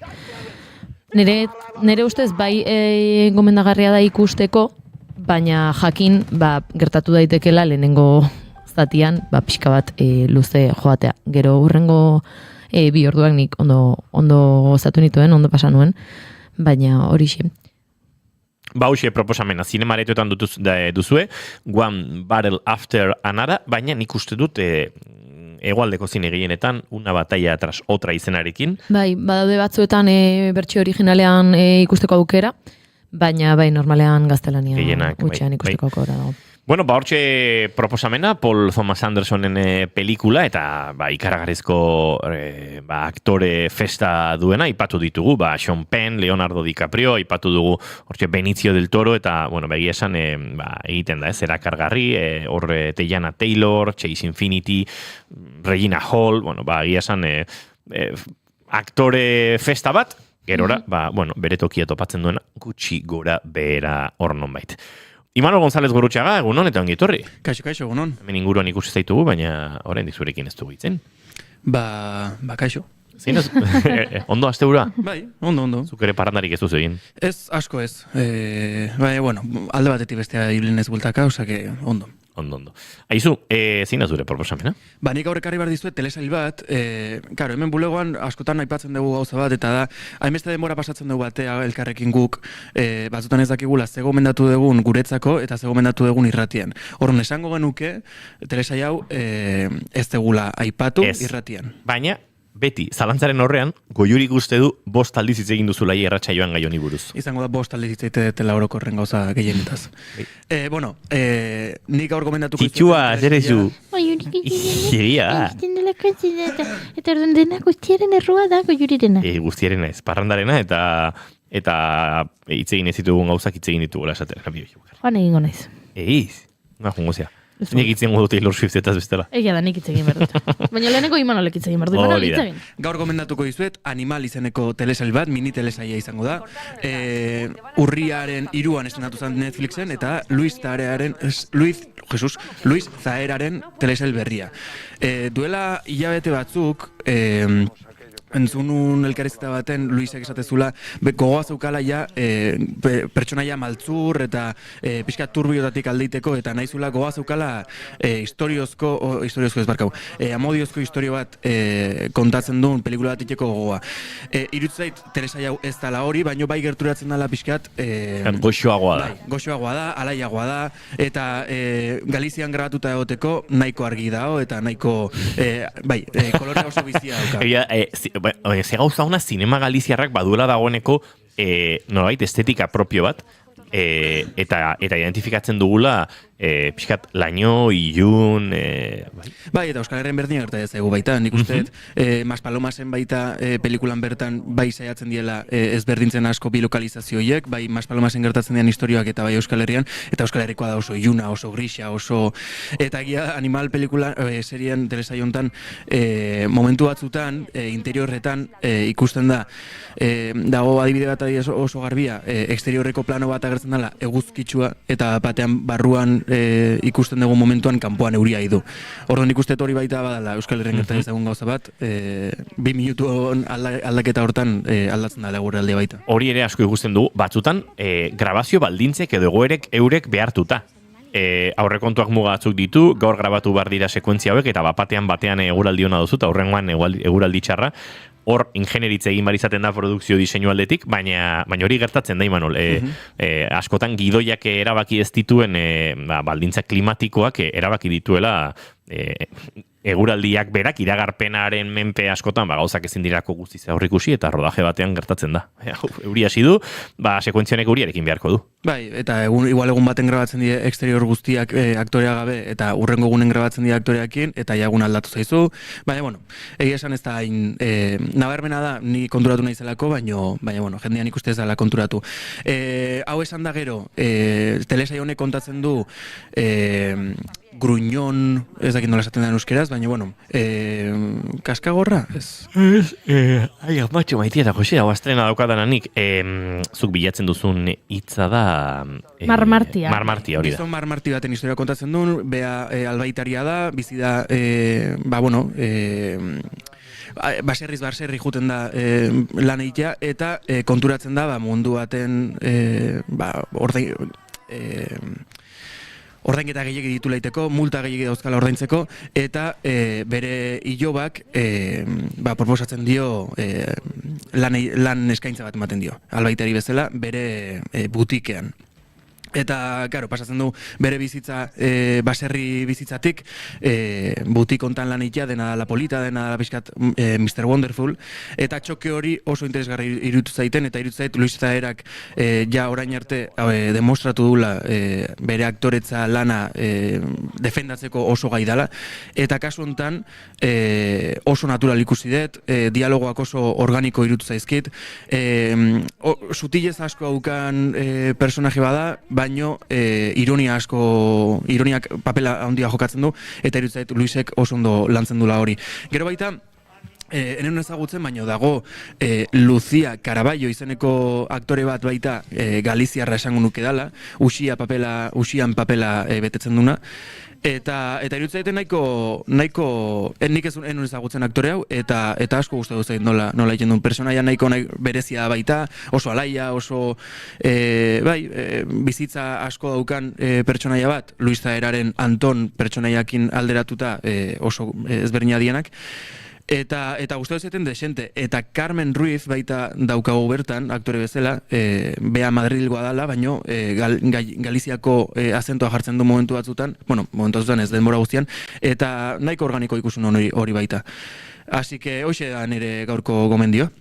Bai, Manol González Gurutxagaren gomendioa, Animal, Luis Zaera oso erdigunean duen telesail hau, eta guk espaldi trailer hori ikusita dagoeneko hemen aipatu genuena, baina zuekin uinetan uste duguna, aipatu ez duguna, nezita batzutan zalantzak izaten ditugun, ze gauza asko hitz egiten ditugu mikrotik kanpo, eta gero hori biltzen gara dantzan, hau aipatu dugu, ez dugu aipatu, inoiz aipatu badizuegu honen inguruko zerbait, entzuleok, barka iguzue, baina bada ona delako ordon, ondo baina proposamena bera ez estrenatu gabe zegoen. Nik uste hori duela hilabete trailerra ikusi genuela eta par batzu bota genituela, eta ingenuela betiko txistea. Hola, soy Luis Zaera, era miña terra galegas. Baina, bizitza daukagu irratiezkapo, goi hori. Ni sekulako deiagu batean nago, eta begiratu behar ditut aurreko asteetako irratsaioak begiratzeko, ea benetan ikusi dugun, elkarbanatu dugun zuzenekoan, ala ez. Iezi fasatea. Zuria ziurrezetz. Zuk esan dagoa. Dola telesaia eta pelikula da. Hori da. Goiuri Zarandiaren proposamenarekin egingo dugu aurrera, eta hoxe da.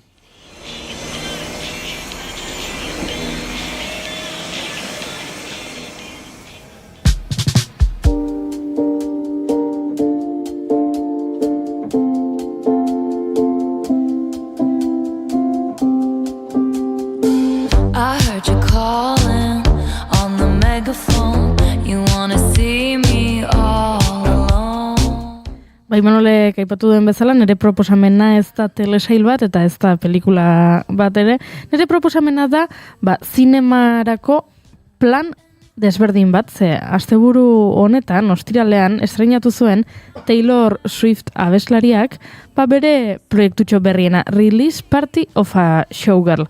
Egun horretan ostiralean estreinatu zuen berak bere 12. diskoa, The Life of a Showgirl, eta badakizue Taylor Swiftek beti gauza bereziak egiten dituela bere musika eta bere kantu berriak aurkezteko, eta oraingo honetan izan da zinema aretoetarako esperientzia bat. duela 2 aste soilik iragarri zuen, hau egingo zuela, beraz hau ez da aurretik asko esperotako pelikula bat, edo trailerra duela 6 hilabete ikusi genuen, edo horrelako kontuak izaten dela ohikoa. Duela 2 aste aipatu zuen zerbait egingo zuela. Egia da, duela 2 urte Taylor Swiftek estrenatu zuela zinemaretoetan Taylor Swift The Eras Tour. Hau da, bere kontzertuaren pelikula bezala, hau da, kontzertu batzuk grabatu zituzten, eta gero muntaia egin zuten, eta kontzertua ikustezakezu, pantaietan, eta sekulako arrakasta izan zuen, Hollywooden urriko estreinaldi batean, inoiz izan den bigarren onena izan den. Hau da, historian, ez dakit orain esaten beste pelikula ezten izan den, baina urria ez da izaten hilabete honena pelikulak estrenatzeko, berak marka guztiak hautsi zetuen, duela 2 urte, bere kontzertuaren grabazio honekin, eta orain, pentsatu du, zerbait berria egitea, hau, ekitaldi bereziagoa da, estreinaldia esan bezala duela 2 aste baino etzen iragarri, eta gainera 3 egunetarako soilik estreinatu dute, hau da, ostiralean zeuden pase batzuk, larun batean beste batzuk, eta igandean beste batzuk, orain ja, zinemaretoetan ez dago. 3 egunetarako soilik jarri dute pelikula, ibilbide mugatuarekin. Pelikula esan dut, baina ez da pelikula, 89 minutuko esperientzia bezala, aipatu dute beraiek edo iragarri dute beraiek, eta tartean dago abesti baten music bideoa, bideoklipa, gero pixka bat behind the scenes edo, berak esplikatzen duena nola sortu duten musika bideo hori, eta hori azaltzen duen beste bideoet, eta gero bideotxo batzuk disko berriaren letraren ingurukoak. $12 prezioa jarri diote, pixka bat garestia dela, baino sekulako arrakasta izan dut. Ze gertatu da, asteburu berean estreinatu dela Dwayne Johnson, The Rock, Dwayne La Roca Johnsonen Smashing Machine pelikula, jendeak asko esperotako pelikula bat da, uste dut ez dakitzen bat kilo galdu dituela The Rockek pelikula hau egiteko, berarentzat aipatu izan du egin bere ibilbide profesionaleko pelikularik garrantzitsuena dela, non galdu ez dakitzen bat kilo, prestatu ez dakitzen bat hilabetez pelikula hau egiteko, eta 2 aste lehenago esaten dizu Taylor Swiftek egun berean berak estrenatuko duela bere bideoklipa, eta zer gertatu da, zinemaretoetan arrakasta asko handiagoa eduki duela Taylor Swiftek Dwayne Johnsonek baino. Eta zergatik ekarri nahi izan dudan hau? Hasteko batetik 89 minutu hauek osatzen dituzten hainbat bideo YouTubeen daudelako orain ikusgai, beraz $12 ordaindu gabe hortxe dauzkazu doainik YouTube plataforman, eta bestetik iruditu zaidalako interesgarria nola orain zinema aretoetan horrelako formatoak ere bilatzen dituzten, pixka bat buelta emateko, ez? Eta Baraieti aldizkariak elkarrizketatu ditu hainbat zinema aretoetako kudeatzaile, kontatzeko beraientzat zer suposatzen duen honek, eta askok esan dute, sekulako izan dela, ze asteko etzekiten ezer honen inguruan, duela 2 astera arte, eta beraiei benetan sekulako eragina izan duela salmentetan, eta azkeneko hilabeteak izan direla pixka bat eskaxak zinema aretoetako sarreren salmentari dagokionez, eta orduan beraiek eskartzen dituztela horrelakoak eta ikusten dutela geroz eta gehiago daudela horrela, ez? Egontzela duela hilabete batzuk Netflixek ateratako K-poparekin zerikusia duen pelikula bat egin zutela Netflixen estreinatu eta gero zinema aretoetara eraman abesteko, sing-along modura. Hau dala baita ere beste kontzeptu berri bat. Eta orduan sing-along honek ere sekulako arrakasta izan duela aretoetan, beraz, K-pop Demon Hunters da, aipatu... Nik ordeta daukat hor ozkailuan. Ingo dut orduan. Badirudi, zinema aretoetara, geroz eta jende gutxiago juten den garai honetan, pelikula bat ulertzen dugun moduan, historiko ulertu dugun moduan, horrek ez duela inbeste jende erakartzen gaur egun, eta horrelako gauza bitxiak egin behar direla publikoa erakartzeko. Pentsatzen dut baita ere, Taylor Swiften bideoklip honen estreinaldira joan den jende asko ez dela normalean zinera joaten, eta horrek ere albidetzen duela bide berriak irikitzea publiko berrietara iristeko. Eta horregatik ekarri dizuet hau, naiz eta aipatu dugun moduan, ez da telesail bat eta ez da pelikula bat ere. Full of scorpions, the venom stole her sanity. And if you'd never call Bauxe Goiuriren proposamena, eta nik badaukat proposamen bat gure hurrengo gonbidatua aurkeztu aurretik ere, zuentzat entzuleok duela oso gutxi HBO Maxen estrenatu den telesai hau, Pubertat. Per què creus que consta el teu nom en una denúncia per agressió sexual? Ja, però és que tot això és un error. Un error de qui?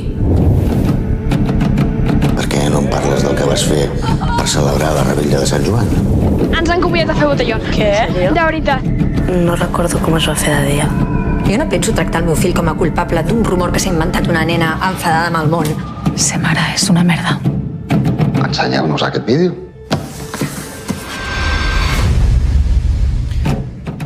Atzo ikusi nituen lehen bi atalak, dagoen orengoz bi atal daude ikusgai, bigarrena azken orduetan kaleratu dutela edo publikatu dutela esango nuke.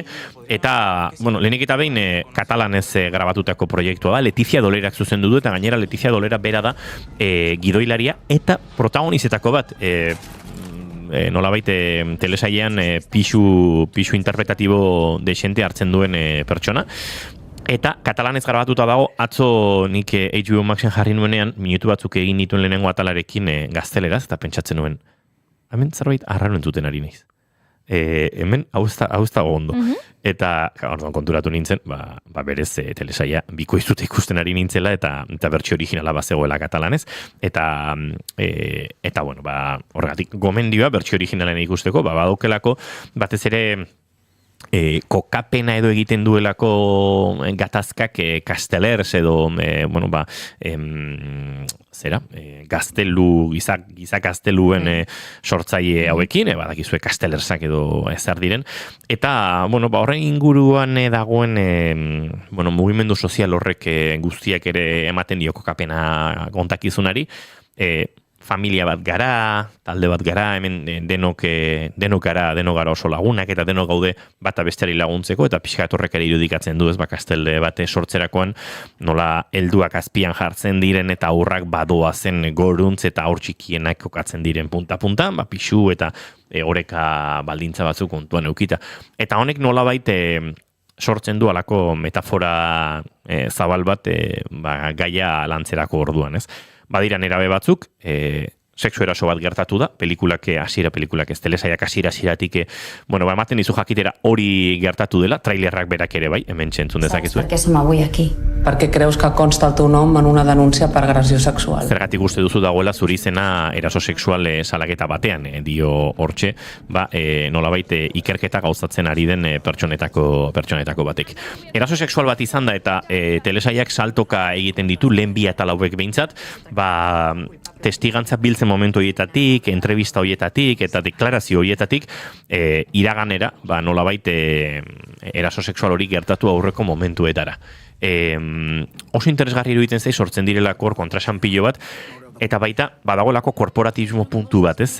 Nolabait ez dugu zikindu nahi kastelerren talde honen izena, hemen urte asko daramatzagu eta hor sortzen dira, ez? Tradizioa, izen ona betidanik izan dugu, baina badaude, barruan ere, nolabaiteko mugimendu feministak ere bai, neska gazte batzuk, sentitzen dutenak eurak baztertuta daudela, Letizia Dolerak berak gorpuzten duen pertsonaia hori bada oso progresista eta feminismoan asko dakien pertsona bat, eta aldiz bat topatzen du errealitate bat, bere familia politikoaren bitartez edo bizi duen errealitate bat, askoz tradizionalagoa eta askoz heteropatriarkalagoa. Baina gatazka berriro diot, neraben artean gertatzen da, erasua, hobeto esan da, neraben artean gertatzen da, gatazka berriz oso gatazka familiarra bihurtzen da. Nola guraso bakoitzak kudeatzen duen bere seme-alaben ustezko eraso hori, momentuz ez dagoelako garbi bi atal hauetan nori izan den erasotzailea, baina dagoeneko posizionamenduetan oso garbi ikusten da nor dagoen prest biktimari zilegitasuna emateko eta sinesgarritasuna emateko eta nor nahiago duen lehenetsi proiektu soziokultural hori, gaztelu sortzaileen, kastelerzen proiektu hau, nor nahiago duen bere seme alabaren arrisku egoera hori nolabait saiestu, esan ez, hau neraben arteko kontuak dira eta pixkat garrantziak enduta. Oso ondo eraikita dagoen telesaia iruditu zait, esan da bezala, oraindik 2 atal bakarrik daude ikusgai, HBO Maxen, baina benetan interesgarria gaia lantzerako orduan, eta urteak dira nunbai Letizia Dolerak gai hau landu nahi zuela, eta azkenean topatu dute nolabait tokia balan honetan. Pubertat, HBO Maxen ikus daiteke, eta benetan interesgarria, batez ere, horrelako egoera batean heldu bezala, eta nerabe eurek ere, baina batez ere helduok eta gurasoek nola reakzionatzen duten, eta nola sortzen diren konbikzioen, eta norbere familiaren defentsaren arteko talka horiek, eta uste dut oso interesgarria dela. Goizio 11:29 minutu, monologonen ostean. Aurrera egingo dugu, Imanol González Gurrutxaga, datorren aster arte. Agur. Eta entzule gu aurrera goaz, gure gaurko azken gonbidatuarekin egingo ditu hurrengo 20 minutu hauek.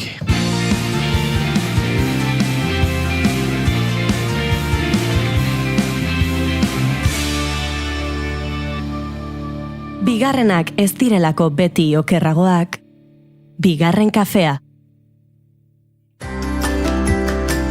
Aizu, baltzenekien oraindik ere hipoteka gastuak erreklamatu daitezkeela?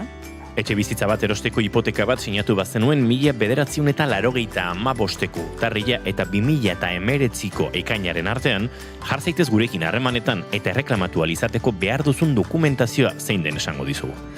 Informa zaitez, konpromisorik gabe.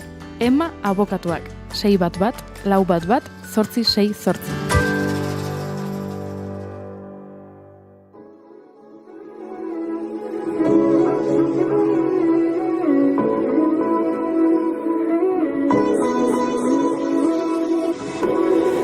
Lorategi bat ezin da landatu oroitzapenean, jauregi bat ezin da eraiki ez lorik egin bertan. Zenbat balio du ikur batek, abizen batek, lurralde batek, zenbat balio du ahots batek. Heldu osasuntsu baten bihotzak 70 taupada inguru egiten ditu minutuko atxeden egoeran gaudenean. Ariketa fisikoa egiterakoan 150 eta 200 taupadetaraino igo daiteke. Korrika hasten garenean pixkanaka pultsazioa igotzen hasten dela nabaritzen dugu, eta batzuetan esfortzua hainbestekoa izaten da, bihotza lehortu egiten dela pentsatu dezakegula. Zenbat pisatzen du bihotz batek. Sentsazio hori ordea errealitatea izatera iritsi daiteke.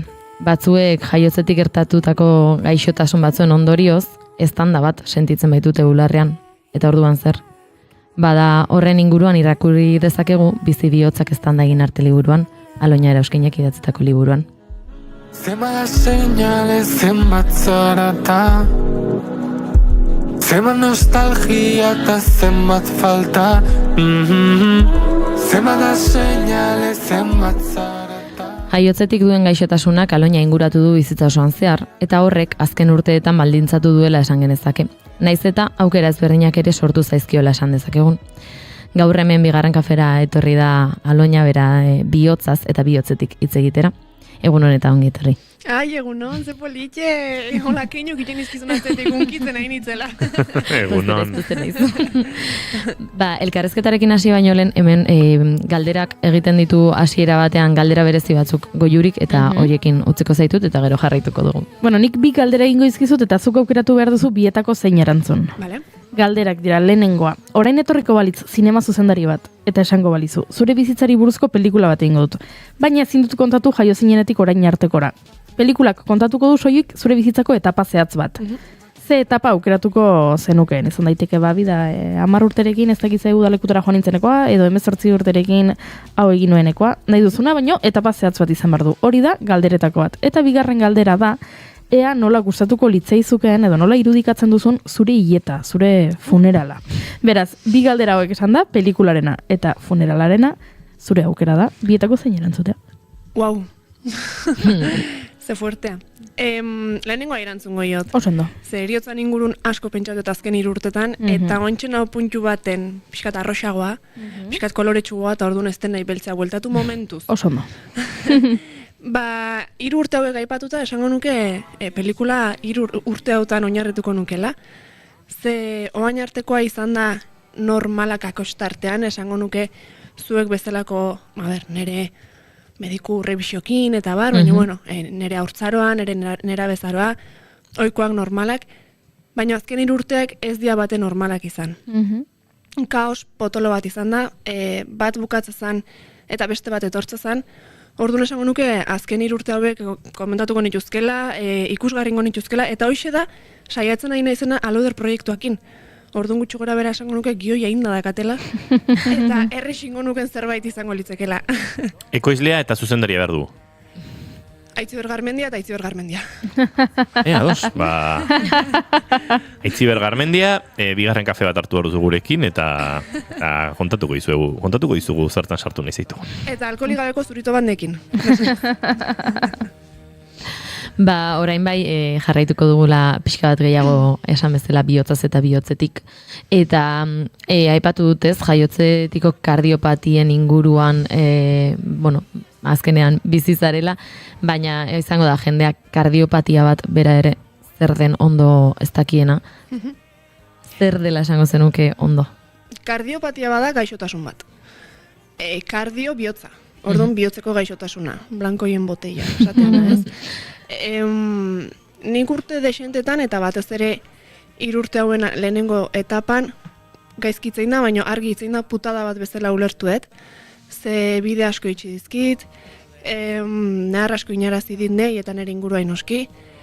Eta gaur egun ikusteet, honei guztiai esker, nahola nahuntoki, nahola zuekin bigarren kafe bat hartzen, por zerto ez diozue kafei jarri. Baina ointxe jainiko dizu. Vale. Kaferik nahi duzu? Deskafeinatu baukazu? Bai, badaukagu. Vale, eskerrik asko, primeran. Utsa? Ez ebakia. Hori jara zorila izango da. Ea bez nerik badagoen. Lasai.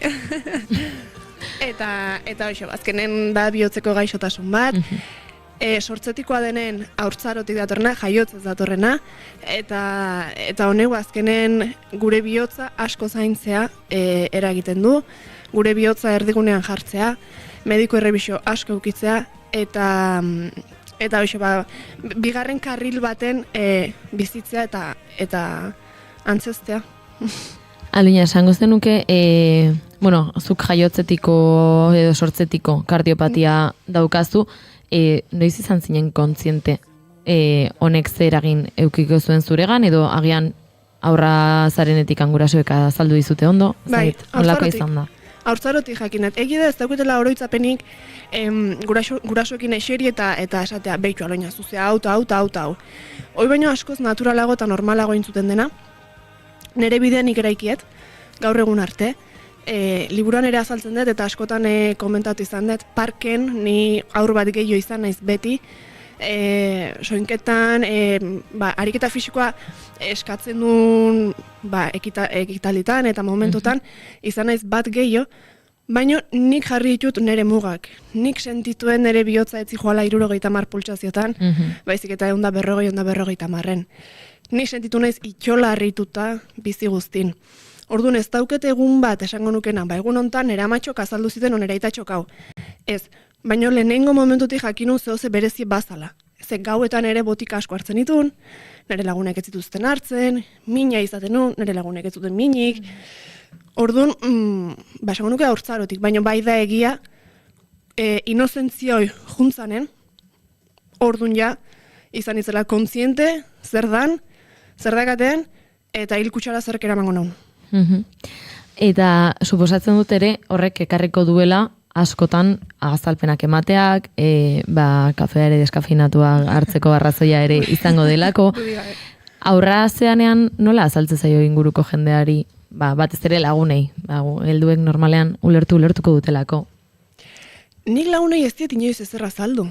Egia esan, ortegune sentitzen naiz, kaso, adoptatua da aur batek, edo ez dakite ez da nire kasua, eta ez naiz hausartuko esatea, baina ni nire kasun ez dut inoiz azalpenik eman. Nire lagunek oso ondo zekiten eskurtxo bat zehonen, ni 10etan Andereñoarekin jungo nintzela botikak hartzea. Baina nik ez diet inoiz esan, eske ni bihotzeko gaixotasun haukaz da botikak hartu baitut, inoiz ez. Nire lagunen bat zekiten, beraien etxea jute banitzan lota, akaso goizeko 4 esnatuko nintzela hanketako minakin. Eta bere amatxok dalxe eman marko zitela. Baina urrengo goizen enien azaltzen eskaini bihotzeko arazoa da izan da dena normal, ez dakit, eman dio normaltasuna edo naturaltasuna, saiatu behintzatin ja. Eta, zure hainbat elkarrizketa entzunda edo zure sare sozialetan begiratuta, badago momentu bat aipatzen duzuna, egontzena estanda bat edo egontzena inflexio puntu bat, zer gertatu zen egun horretan? Aspertut eukiko judentzulek hau, hainbestetan esan dut, lehen esan dakoak gioi bat ikasita dekat eta berdina esatet detoki guzitan, baina baten bat balin bago despistatu bat kontatuko dugu. Izan zen, oindela 2 urte ingoitu, azaron 7, 2022, eta xistan neola bihotza jarri zitzaiten 280 pultsaziotan. Ez eunda 40, ez eunda 60, ez eunda 80, 280 pultsaziotan. Eta honitzen gutxi gora berako honekin ordu betez. Orduan, klaro, inbar esan ziaten bihotza gelditu, eta berriro, suertez, martxan jarri zan. Orduan, egun horta ezkeoz, kontuatu nintzen, benetan, zer dan daukatena, eta inozentzia horrek alde indunen, azkenen antxetate dator, helduaroa dator, azkenen, resumitzen eta ez, konklusion.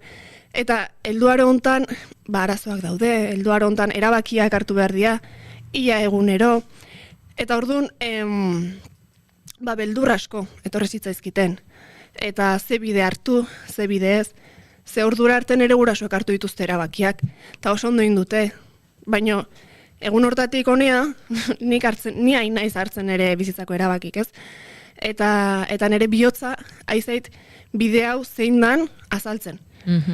A golpe de zaplastekos, baina bea aizait, guraso papera itxen esango, ez?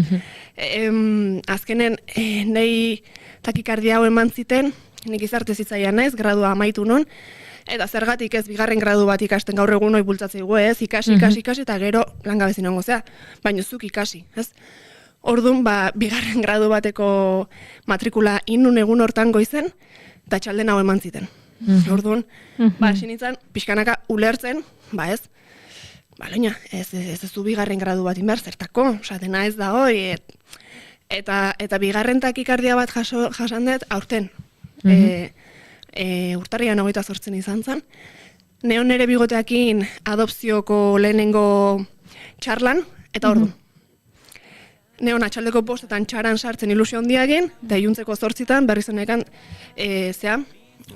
fentanilloa zainetan sartuta, gelditzeko zezen hoi. Orduan, ustutaz erantzun dizutela ez. Bai.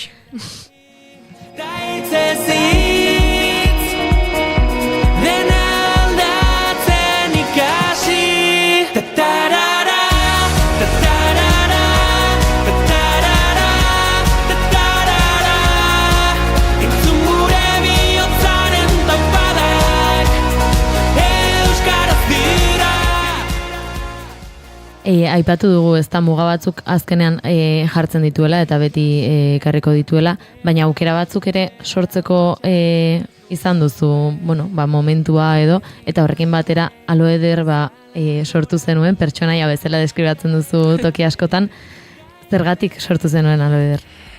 Aloeder sortu nun, enun inundik inoa pentsatuko bukatuko nunik hemen zuekin kafea hartzen. Ezan asmoa, inundik inoa.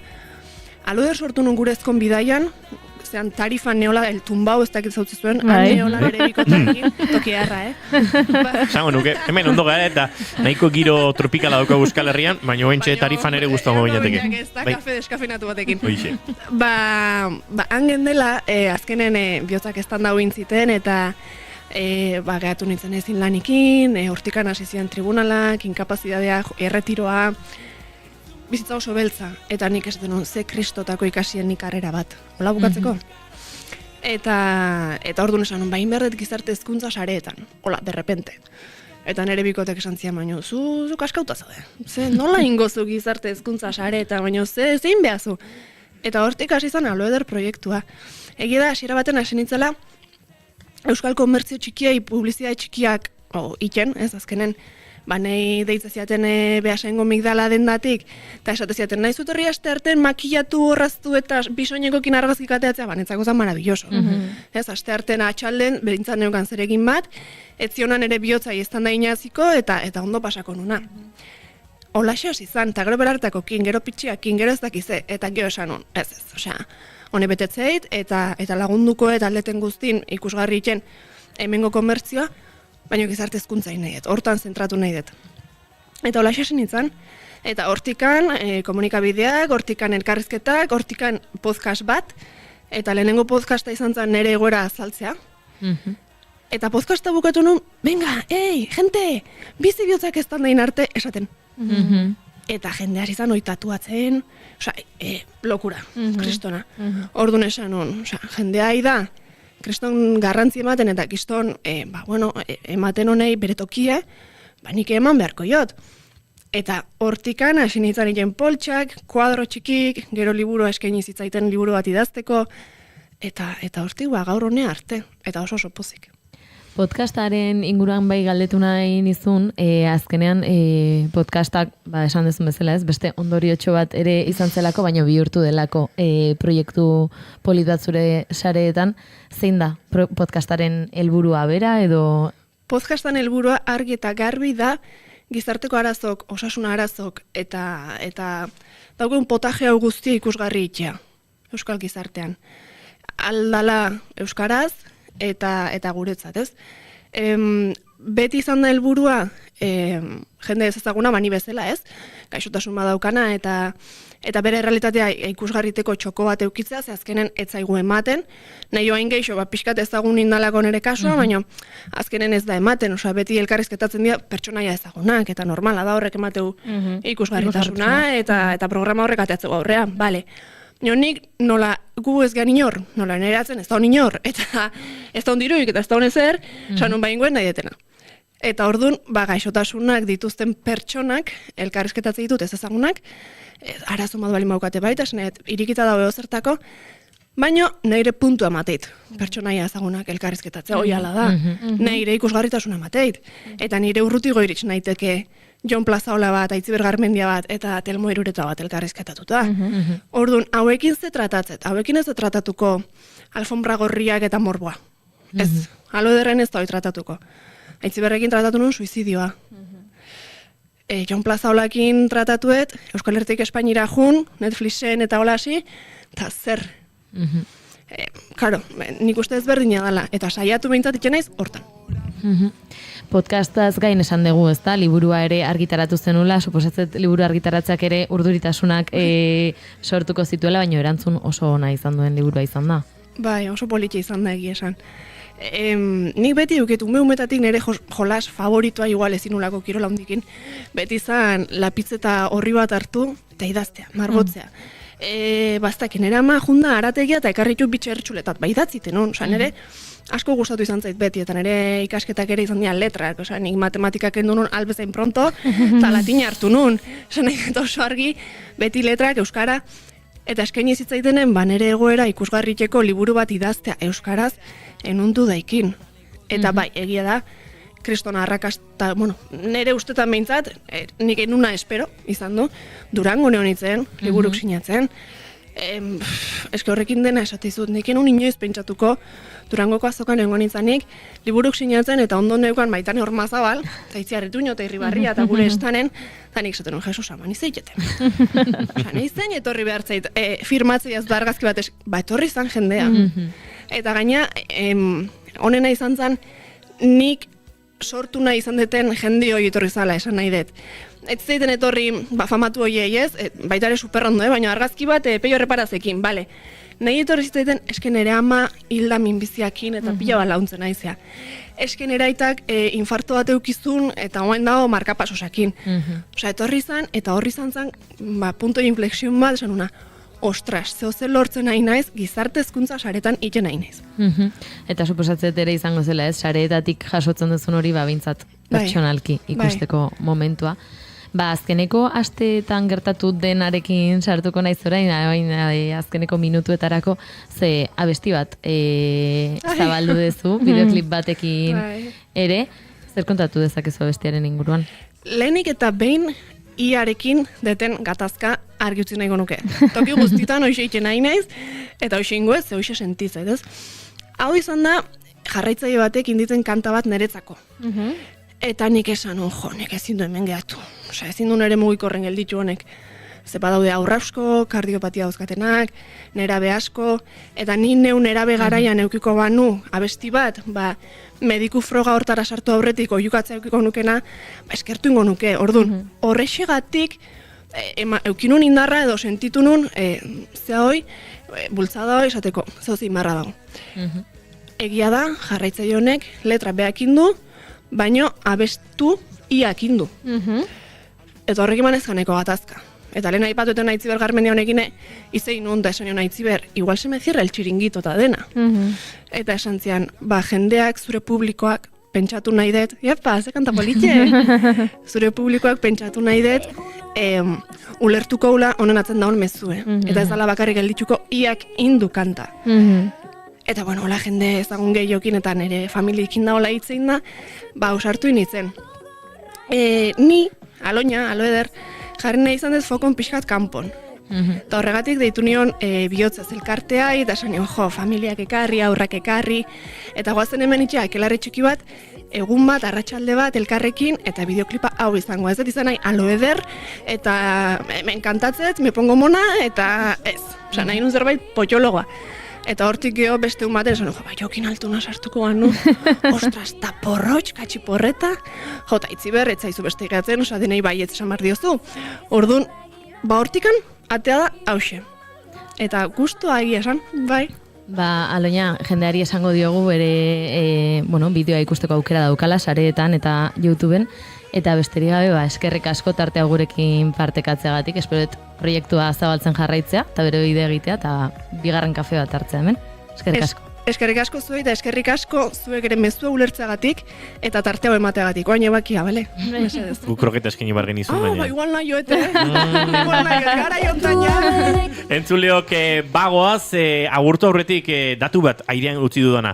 Aro berria, azaroaren 28an estrenatuko da zinemetan, Irati Gorosti den pelikula, beraz itxaron barko duzu oraindik, baina gomendagarri izango da, eta iristen denean kontatuko dizuegu. Eta horren bai, agur esateko ordua dugu, Goiure Zeizarandia bihar arte, Agur. Juno Romati Ibarguren datorren aste arte. Eta zuek entzuleok plazar baduzu bihar goizeko 10:05 gu hementsi izango gara bigarren kafe hartzeko zuekin. Bihurtu mankoa gantza amaigabean, barneko sua inoiz.